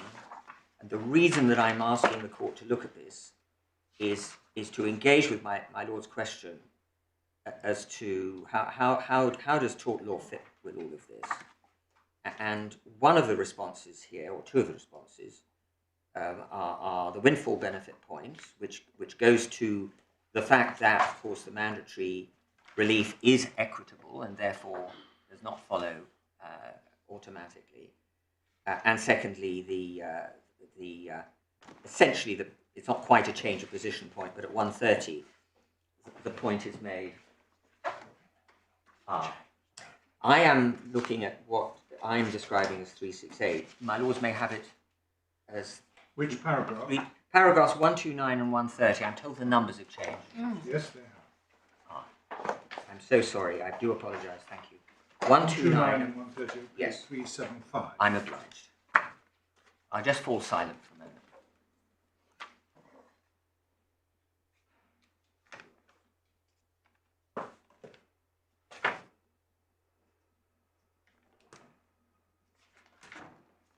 Yes, in 129 you've got the windfall benefit that you were referring to.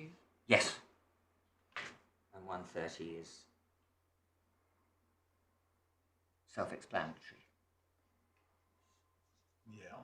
So my point is that these, whatever the merits, these are perfectly proper pleas, and therefore what we have in this country is a tool in terms of the mandatory injunction, which enables extremely sensitive judicial supervision to do justice in situations which are not otherwise catered for.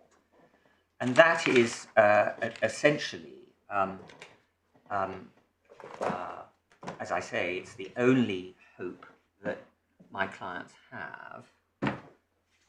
Can I quickly, I'm mindful of time, can I quickly, as it were, run through in just a little bit more detail the points that the judge made, and then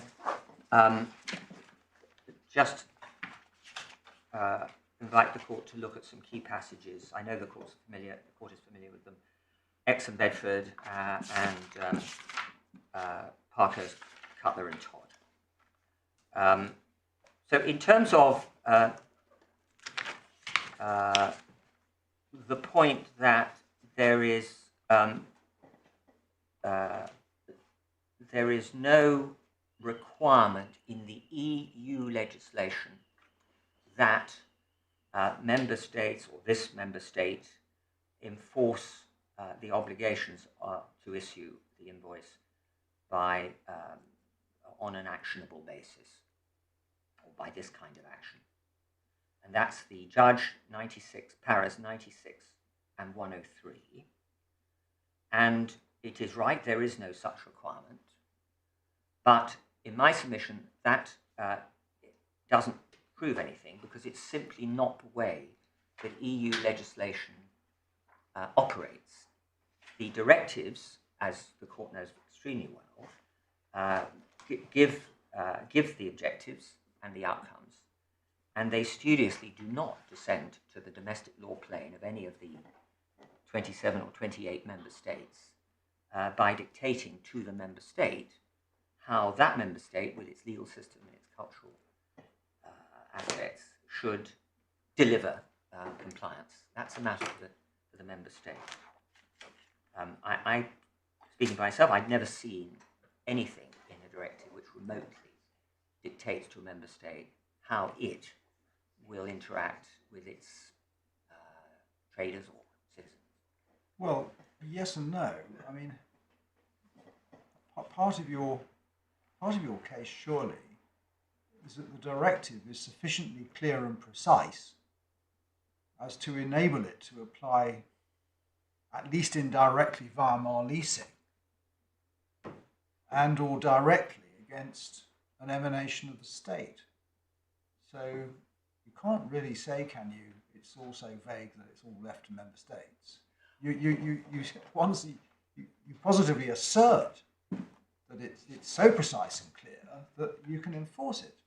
Perhaps I've misunderstood the point, because I take that completely.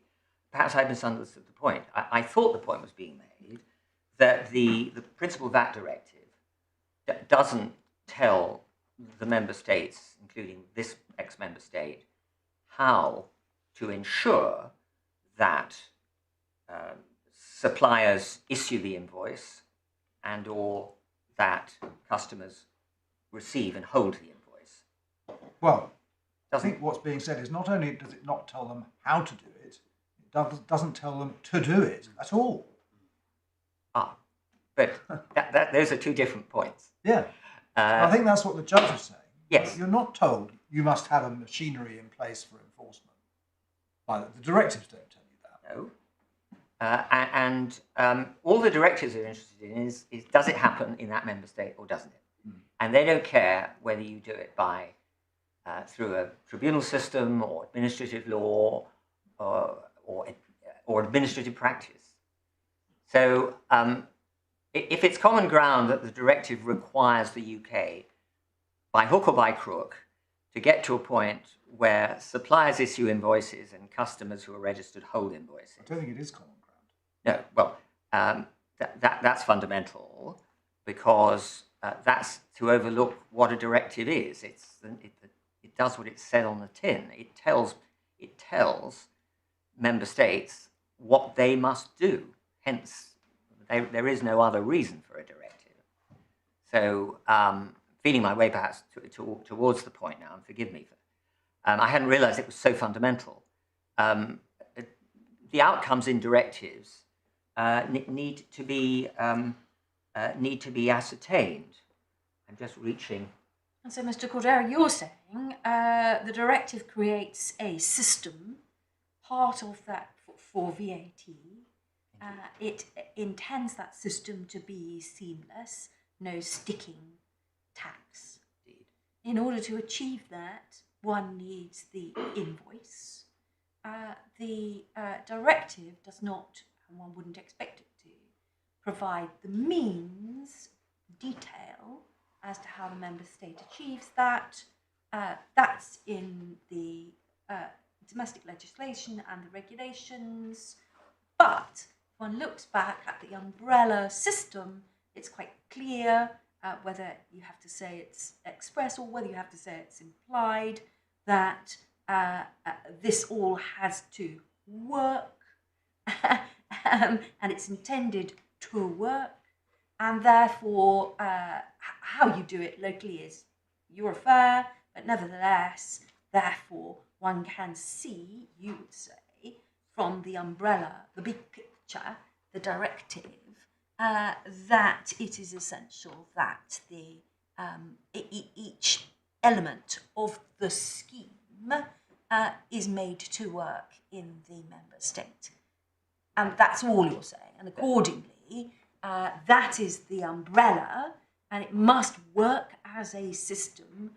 Accordingly, you're saying that leaches through into the domestic legislation and regulations, which means that it must work accordingly. It must be that there's a right to enforce the right. There has to be a right to the invoice. And that's all you're saying. That's all. My lady's encapsulated. Well, not very well, I'm sure. But no, far better. But clearly. it's just my simple way of understanding, I think, what you're saying. That's all you're saying. Those are my submissions. Yeah. And when I found it, I'll just give you the reference to one of the Marks and Spencer's cases where the European Court just makes that point very precisely, admittedly in a different case. So that's my answer on the lack of any requirement in the directive beyond the directive itself, and that operates at the level of international law. But obviously through the ECA, it drops down into the domestic law plane. The next point, the content of the duty is variable. That's para 103. The form and timing of the invoice are too variable at the behest of the revenue.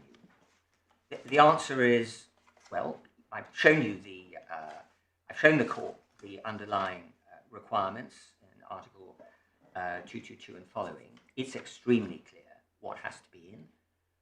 Even the simplification provision, which I showed you, says whatever simplification you do, you've got to have the VAT rate, the price, those 3 or 4 basic things. And those are the things which the commercial invoices don't possess, and therefore put us outside the ability to hold the invoice. And you say, if I've understood correctly, that whatever Article 180 may say, Article 222 overrides. That's the bedrock. Well, override, I wouldn't use the word override, my lord, but Well, any conditions which member states choose to apply under Article 180 must, as a minimum, comply with 222. If I can just answer it with a slight qualification, unless the member state goes with 180, for example, to accept alternative evidence, which brings with it that extra requirement to prove that the tax has been paid, sees it fit, which we can't fulfill. But unless that, if a member state is going with the tax invoice provisions, then my lord's question is answered yes. Yeah. So just for the note, not opening anything again, the obligation to hold the invoice is PVD 178A, page 191, and at the UK level, Regulation 29.1, page 102. And as to the content of the invoice, it's PVD 226 and UK Regulation 14. So we say there's nothing in the variability point. That came out of Todd, and I'll come to Todd separately in a moment. I think there are 2 or 3 other points. The enforcement mechanism daily penalties that learned judge dealt with that in 84 to 85. He describes the fine system at para 100, and he quotes the provision about the tactful phone call at para 99. And we simply say that that comes nowhere close to what the leading cases require of some alternative procedure before it will be held to be a contraindicator of actionability. So that comes nowhere close to what the leading cases require by way of an alternative procedure to be a contraindicator.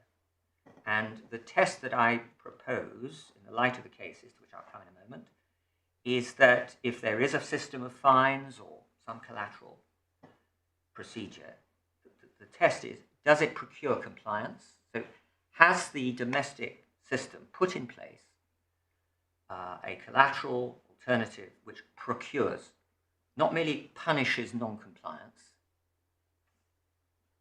Obviously, if the punishments are severe, it can procure compliance. But we don't have that here. Mere punishment is not enough. And then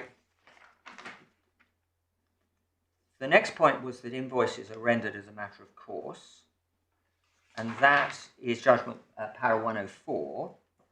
I think I, in essence, dealt with this in passing. Number one, that obviously indicates there's no floodgates risk here. But more importantly, that confuses, number two, I respectfully submit, that confuses commercial practices with the need for, which flow normally and well, with the need for a means of legal resolution where an invoice is just not being issued when a taxable supply has been made.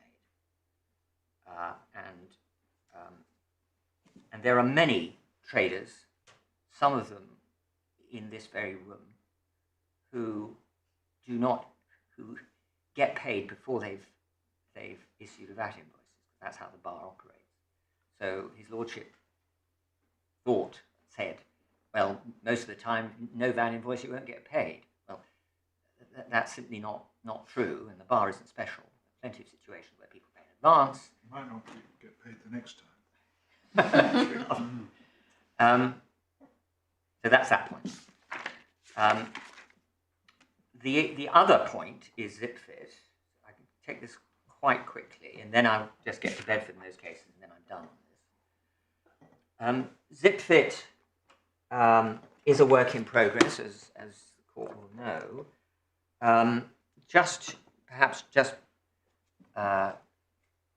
I've made my central point, which is, as things currently stand, it does not represent an alternative solution because of the need that it be proven that the supplier has paid the output tax. And that's, if I may say so, perfectly reasonable and understandable requirement in a world in which there's a lot of fraud and evasion, and if you don't have the magic documents, which obviously is the preferred option, then that investigation needs to take place. And in this kind of situation, where you've got, in a sense, a transition of understanding from we thought we were exempt to we appreciate now that we were taxable, and the hesitancy, very understandable hesitancy that goes with that from Royal Mail's point of view, you will get this logjam, which obviously we're trying to break. Won't give you the we won't give you the invoice. We're worried it might have commercial problems for us, and that's why I showed you that pleading, which indicates the court is well able to do justice in that situation by taking that essentially change of position point into account. But I've also said the real target is not Royal Mail. I made that. So Royal Mail should issue an invoice in 2021 saying, in 1980 we supplied you with a service for £120. although we didn't realise that at the time, that was made up of, well, the VAT rates are wrong, but never mind, that was made up of £100 plus £20 VAT. And you then go along to HMRC with the invoice, and HMRC will no doubt say, well, hang on a minute, Royal Mail didn't pay this VAT. And then what? Well, we say, and my lord was obviously taken in 1980, but it could be last year, because it's the same question. Yeah. Absolutely the same question. But assuming... well, I'm not sure it could be last year. Or Royal Mail still not giving you VAT receipts? No. I'm not suggesting. I'm not suggesting that. But the question of having no means of compelling is as true if it was last year as it was 40 years ago. No, I follow, but I'm just wondering where you get once you've compelled the invoice, and everybody knows perfectly well, as they did in Zipfit, that Royal Mail never paid the VAT. Of course. And we're told by the Euro cases that one of the reasons for the invoice is to ensure that the VAT has been paid. Indeed. So your complaint about Zipfit is, well, you can't show that the supplier has paid the VAT, therefore the alternative means doesn't work. But if everybody knows that Royal Mail didn't pay the VAT, why should the invoice purporting to show that VAT was charged when it wasn't do any better? Well, It was charged but not accounted for. Indeed, my lord has anticipated my answer, because the subject to the outcome of Zipfit, now in the CJEU, this is the due or paid point, VAT was embedded in that 1980 point. I see. That's what it comes down to. And of course, the thought is, well, Royal Mail are free and clear. They will not be assessed at this length of time. And that's why I think it's assumption 7. That's the assumption, yeah. Assumption 8. It gets more complicated, I accept, if that assumption is taken away. But we are fortunate in the sense that we can be purists up to a point in making the submissions to the court. The assumption is that the ultimate bill will rest with the state in that 1980 scenario that you put to me. We will say, so the state would be obliged to allow the deduction of input tax, yes, even though, as my lord says, that VAT was due and not accounted for, They won't and collect the upfront could tax. not now be recovered. that is right. And one shouldn't have a heavy heart if there is merit in my diagram. Because the state has done, I mean, mine represents 340-ish people, who are a tiny fraction of those who would have been involved in this process over many, many years. The state has done inadvertently very well. Royal Mail, we hope, will be untouched. But, and also, of course, you won't have lost sight of the fact that there's a commercial risk that my clients are taking, which doesn't affect this hearing, which is that they're going to not have to pay an enhanced price in due course. But that's a separate process, and that's background. But yes, your Lordship has pushed my argument to its extreme, as it must be done. But that's my answer. Analytically, it's absolutely the same, whether it was 1980 or last year. Because otherwise, there's no mechanism. I think I understood that the Advocate General will be pronouncing in Zipfit quite soon. Inevitably, it's always just beyond reach, but yes. It's the 8th of July, according Yes. to the website. But of course, that's not the last word. No. And we're still within our world of assumptions, I presume. Yeah, of course. So if I just, I think I can take Zipfit quite lightly. Is it helpful to open Zipfit? I mean, my lady obviously knows it inside out. It's up to you, Mr. Gore. I have read it. In that case, I'm not going to trouble you with it. So just for your note, it's at Vol 3, Tab 2, page 33 and so forth. Key paras are 117 to 119, but I've made my submission on it. The Supreme Court, who relate the story, that's at Vol 5, page 35 of that volume, and paras 38 to 39. I would like to turn to the cases, if I may, and try and make good my assertions about the way that courts have approached this sort of issue. And if I can just, opening Bedford, X and Bedford, which is volume, but it's I think it's, forgive me, it's volume 3, bundle 3, authorities bundle, divider 3. Obviously, it will be very familiar. And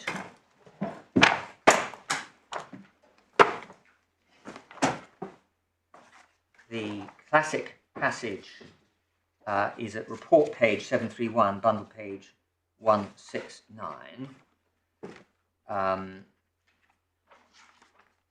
Just for future reference, I don't think it was necessary to photocopy the Court of Appeals decisions of these. I mean, we've got, I'm not sure, we could have left 100 pages worth. Yes. Like that. Saving other cases. Well, it's good to know. One can slice. Yeah. I'm grateful. Obviously the passage at 731D to G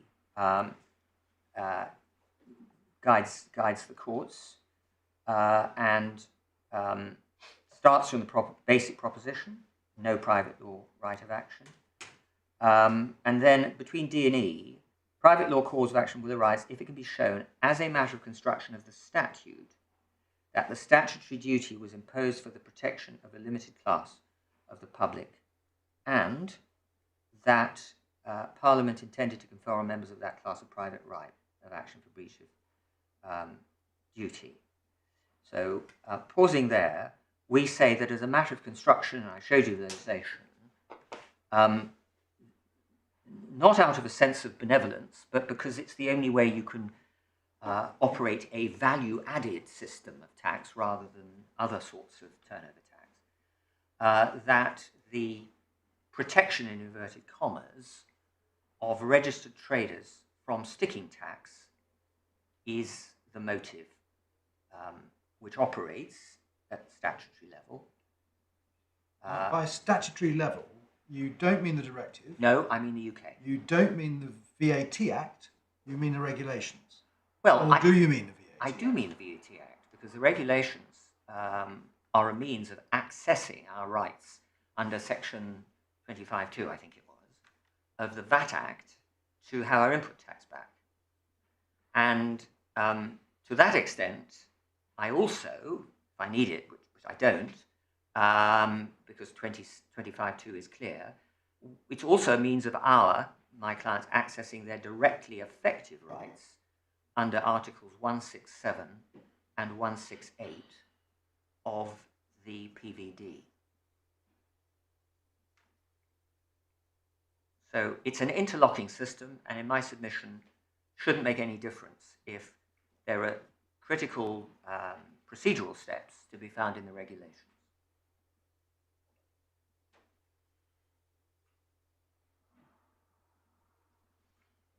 And just reading down between E and F, towards the right-hand side, there is if the statute provides no other remedy for its breach. And the phrase no other remedy for its breach is critical. This is my procurement point. That if there is indeed a collateral methodology under the statute to procure compliance, then that militates against me.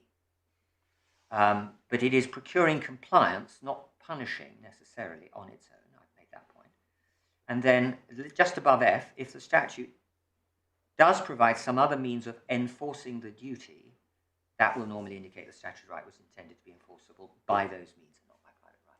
And that's my big point. There is, in practical terms, no other means of enforcing. But in Cutler, for example, the means of enforcement was by fine, wasn't it? It was. And I think that was the same in Lonhro, wasn't it? I'm sure it was. I'm sure we'll remember, but and I think it was. I think it was the only. It was a big fine. But So your point about punishment's not enough seems to be at odds, at any rate, with Cutler, doesn't it? well, there Was are that was how it was enforced in Cutler. there are cases where there was a fine, and therefore that overwhelmed, as it were, actionability. But I don't think it's ever suggested that the mere presence of a fine ends the debate. Only my lord was putting that to me. So it's a factor, but if the fine, as here, is wholly ineffectual, and I don't believe that his lordship really felt that it wasn't very effective means, but he had other points to add to it to justify his decision.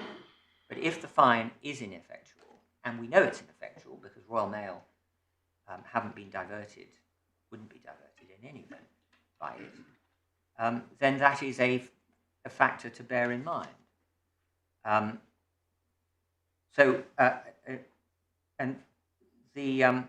just going further down after Lonhro and Cutler, however, the mere existence of some other statutory remedy is not necessarily decisive. And then Groves is on the other side. The Factories Act case is on the other side of the line. So, and it's helpful to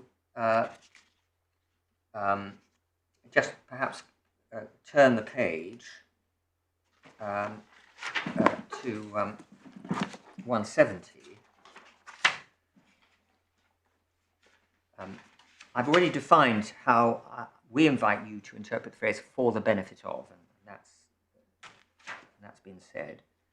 And then over the page at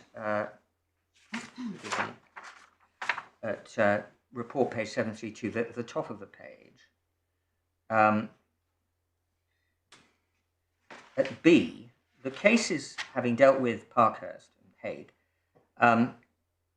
the cases where a private right of action for breach of statutory duty have been held to arise are all cases in which the statutory duty has been very limited and specific, as opposed to general administrative functions imposed on public bodies and involving the exercise of administrative discretion. We're slap bang in the middle of that. Doesn't win it for us, of course, but we don't have general administrative functions to contend with, as, for example, was the case in X, and the exercise of administrative discretions, as I understand his lordship, really to be referring to those cases where, in a childcare context, a group of care workers have to reach a complex decision, which is not a hard-edged decision, and they get it wrong. And it's a system which involves discretionary decisions, and on top of it, which leads to an unfortunate outcome. That's not what we're dealing with. At best, there's a discretion to tweak the contents of the invoice, but that hasn't been exercised. You've got to have the invoice, you've got to have the contents. And it is a very simple statutory duty, and it's not a statutory duty in our case, exercised by a governmental or local authority body. That's the other point, which I don't think I made yet.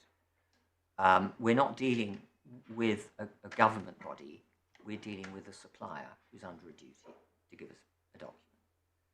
So that may be for me or against me, but it's the fact of this case that it's a taxpayer-to-taxpayer dispute.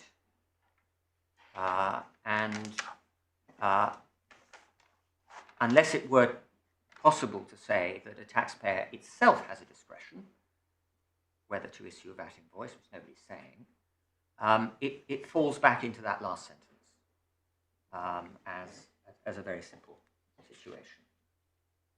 So statutory duty, very limited and specific.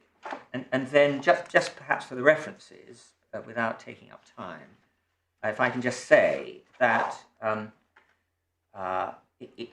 the approach which the court then takes to the analysis at bundle pages 174 and again at 176, 174 heading discretion, justiciability and the policy operational point, without reading 174 letters B to C aloud, this is exactly the situation that I've just been describing. It's a highly discretionary machinery, and it's simply not the right place to distill an actionable breach, and ditto at bundle page 176 at letters G to H.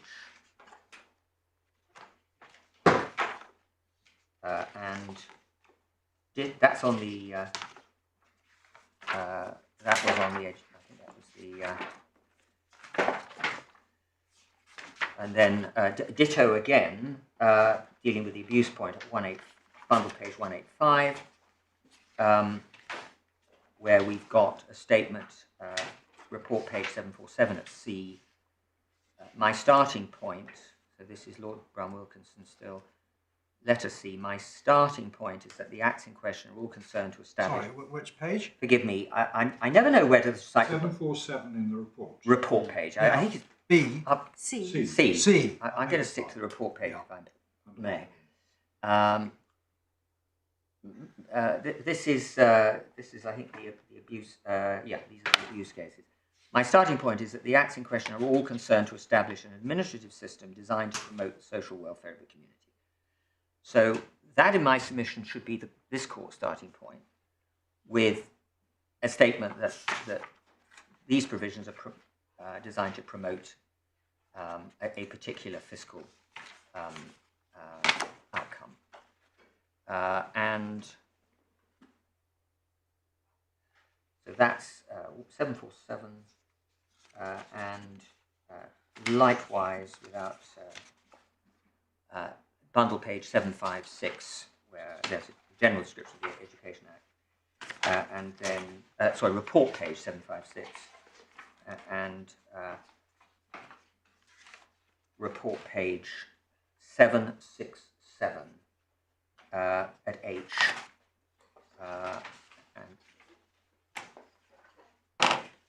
and particularly the special needs analysis at report page 769 at D.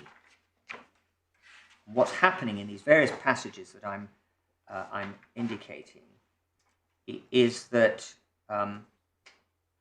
the court is looking at the heart of the statutory, the purpose of the statutory provision. And respectful criticism of Mr. Justice Mann, as he was persuaded to look at peripheral, not unimportant, not irrelevant matters, but peripheral matters. But he didn't ultimately engage with the central point.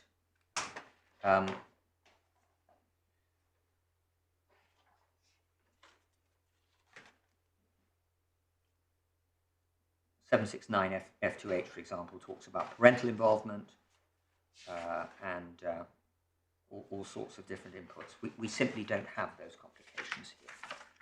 So those are that's what I invite the court to take from that case. Parkhurst or Ex parte Hague is the next one. That's, I think, divider 4. And there's one remark made in argument by Mr. Laws, as he then was, which may hopefully catch the eye of the court. It's page 168. I'm going to stick to the report pages. Page 168. It's recording the argument. The heading is breach of statutory duty. Mr. Laws, for the governor, is quoted as having said, I mean, there were the usual Groves and Wandsworth and Cutler cited by Mr. Sedley, and then Mr. Laws, on the other hand, maintained that the first question to be considered was what rights, if any, Parliament intended to confer in passing the statute, and that matters such as availability of other remedies merely assisted the resolution of that question and were not themselves decisive. Now that's argument. I can't point to a passage where they later said that they accepted it, but in my submission, that is entirely consistent with the approach that I've just been showing the court from the earlier case. And then if one goes to report page 170,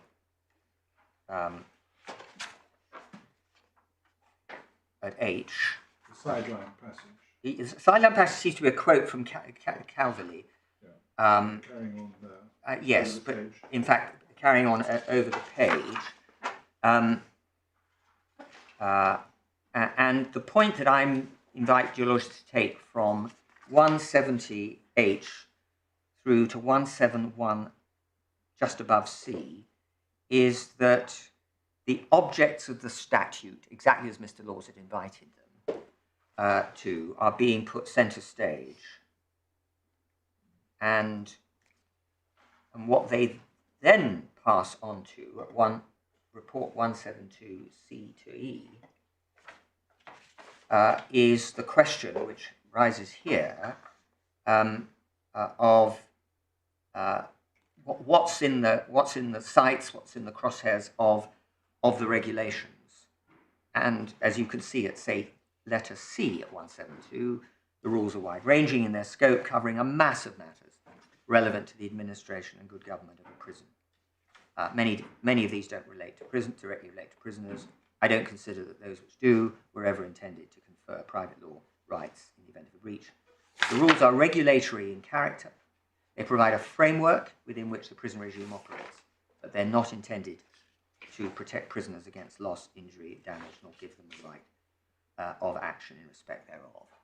And it is only in my submission, if Royal Mail can persuade the court, that it can say something similar about the statutory instrument and the underlying framework, that your lordships would get to the same point.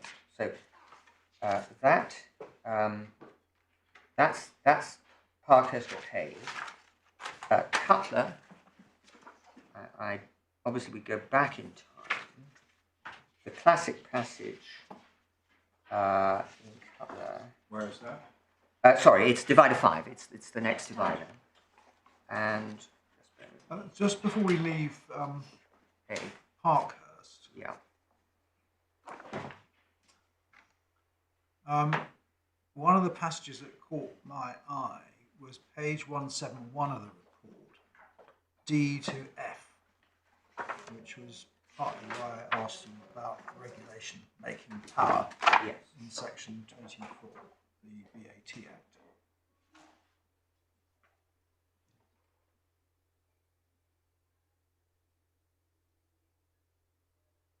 Yes, particularly towards the end. No, not intended to. It's not a problem we have because we're already in a pre-packaged framework of rights. Then just looking at Cutler,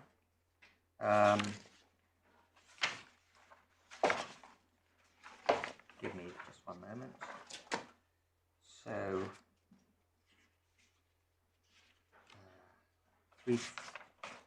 yes, so page, the sidelining is at page 407.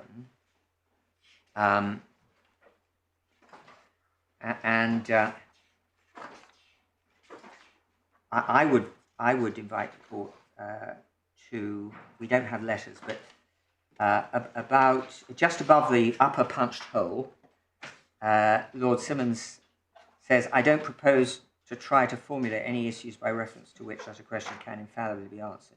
The only rule, which in all circumstances is valid, is that the answer must depend on a consideration of the whole act, the circumstances including the pre-existing law in which it was enacted.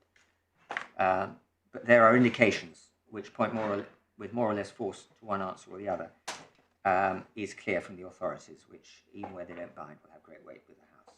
And then... but isn't Lord Simmons saying, between the two hole punches, that punishment, i.e. penalty, is a pointer against private law? Absolutely. Right, because I think you were saying before that punishment is not enough, but I was saying that, in the sense that if it's the difference between a gentle slap on the wrist and a tactful phone call at one end of the spectrum, which, if we can just look, there's the pious aspiration comment which His Lordship makes on this page, yes. and then the next sentence, he's quoting from Chief Justice Tenderton, but quote, where an act ... creates an obligation and enforces the performance in a specified manner, we take it to be a general rule that performance cannot be enforced in any other manner. So that's my point. Punishment is not enough. Doesn't really do it justice. I don't know what the penalty was in Durham Bridges.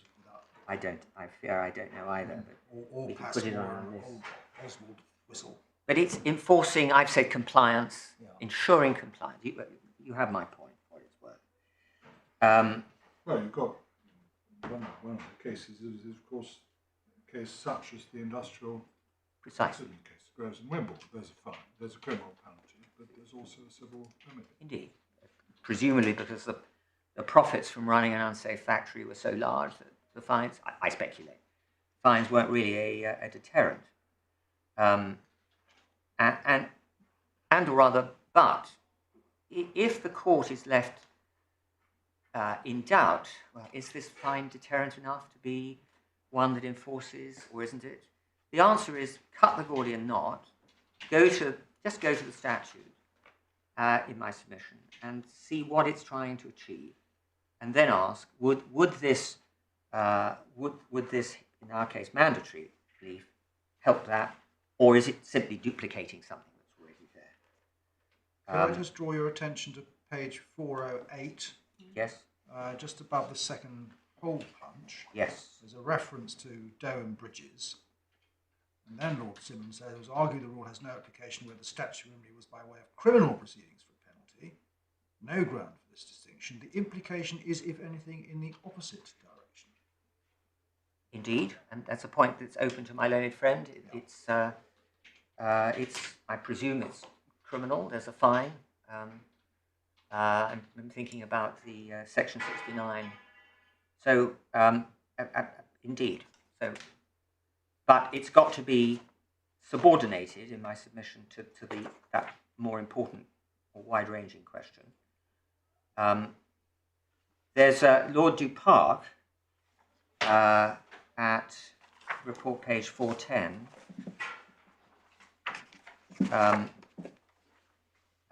Towards the top, deals with the question of parliamentary silence, and that is something that obviously is something that the courts have to live with, I'm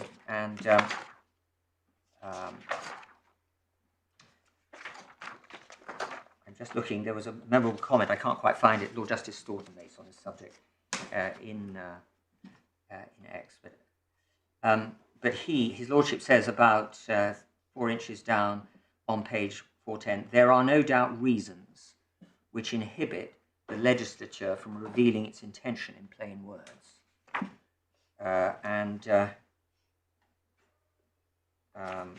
I'll find the quote from Lord Justice Staunton, but. One can test the situation, fancifully, no doubt. Suppose the United Kingdom had said, we will not enforce this obligation other than by the fine, full stop. That's essentially what the Royal Mail position is, the learned judge's position. And that throws into stark highlight what's at stake.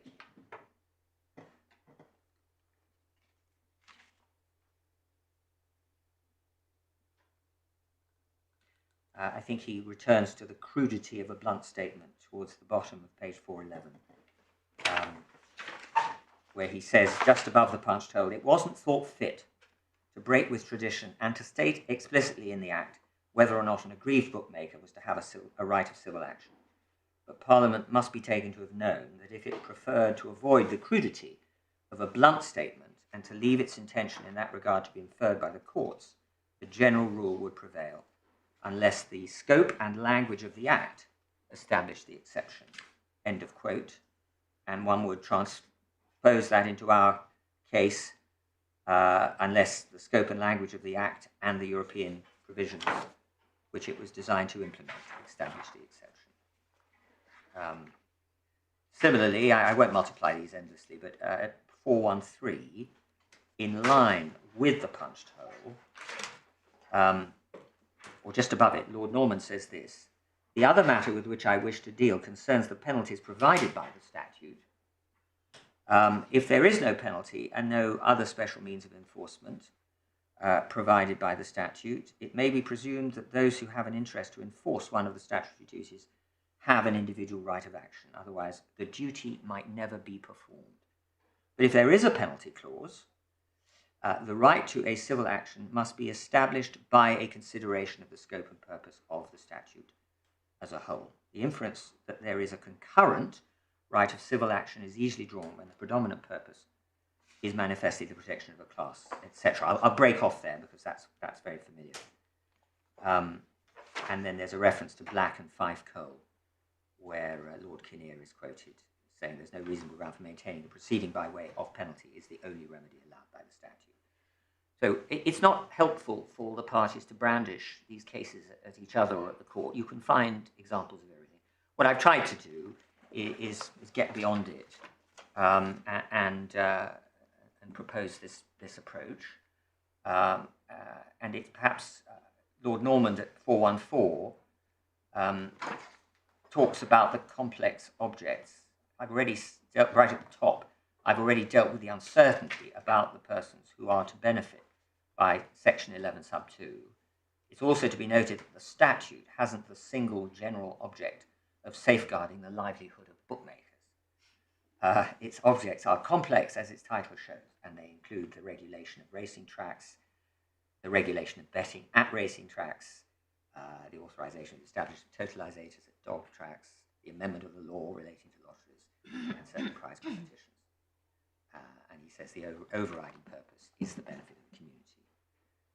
But there's also a general purpose to benefit members of the public, attend racing tracks, etc. I'll break off. We're in a very different world. We're just in the taxing statute. We're talking about a mechanism, nothing more than that. The last one is Todd. And the reason I cite it is because my lone friend relied on it very successfully below. That's to persuade the learned judge that we were perhaps in a somewhat discretionary area. So it's volume 4 at divider 9. So I think we're in a new bundle. Look, my lord, I've just noticed the time. I can make a start on Todd with pleasure. Yes, fine. So Todd this is the one about the fishing boat that very sadly capsized with loss of all hands. And the lead judgment is by Mr. Justice Neuberger, as he then was, and Lord Justice Mance did not add anything on the point with which we're concerned. And if I could just summarize it, there was a 150-page set of regulations concerning safety of boats, very much focused inter alia on issues of naval architecture, stability, and so forth. Issues which are notoriously complex and sometimes quite difficult to predict. The vessel sank, and the families sued the relevant authority because it was alleged that there had been a breach. I cite this partly in response and partly just to show that Mr. Justice Neuberger's, if I may so describe it, analytical technique is exactly what the older cases indicate. So at para 3, 101 of the report, his lordship talks about what they're looking at. It's the fishing vessels safety provisions rules, stability criteria. At para 5, the preliminary issue was whether the rules impose civil liability on persons in breach of the said rules. So that was the question. Paras, if I can summarise, paras 6, 9, and 12. Well, if you just look at 12, bottom of page 103 of the report, I turn to the 75 rules. There are a total of 130 rules, which together with 25 schedules run to 150 pages. So that's what they were dealing with. At para 16, His Lordship adopts the very approach that Mr. Laws was urging on the court in Parkhurst. He says this: "It appears to me that the question of whether, by imposing a duty, the legislature intended the breach to give rise to a civil remedy must ultimately depend upon the construction of a particular statutory provision, bearing in mind the language and purpose of the provision and all other relevant circumstances." He then says, of course, there can be general guidance at 17. And then his analytical approach, discussion at 22, and between 23 and 26, he looks at X, of course, and he works his way through 23 to 26. The text, so for example, he notes at 24 that the obligation isn't expressed as being that of any specific person. So he regards that as relevant. At 25, the Secretary of State, and this resonated particularly with Justice Mann, was given a power of a very wide and flexible nature, as is clear from the next subsection, to exempt vessels from the ambit of any rules, which tends to support the proposition there was no intention to impose a civil liability for breach of any of the rules.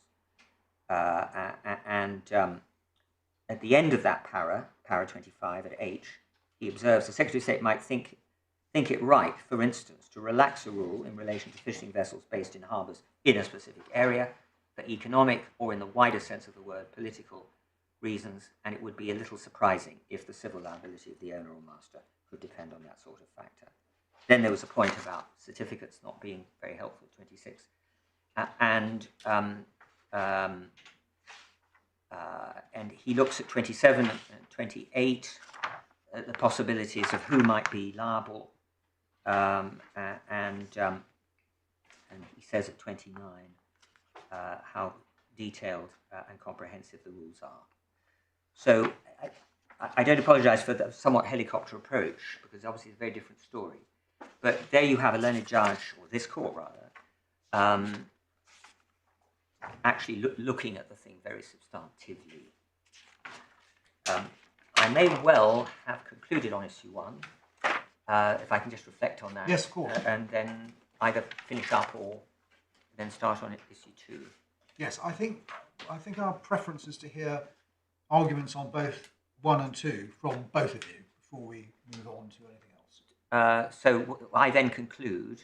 You go on to issue 2. Yes, that's what I thought. Indeed. No, that's right. And then we'll hear Mr. Herberg on those 2 issues. Yes, and then I reply, and then that's closed and done. Yeah. I'm with you. Right. Right, 2:05.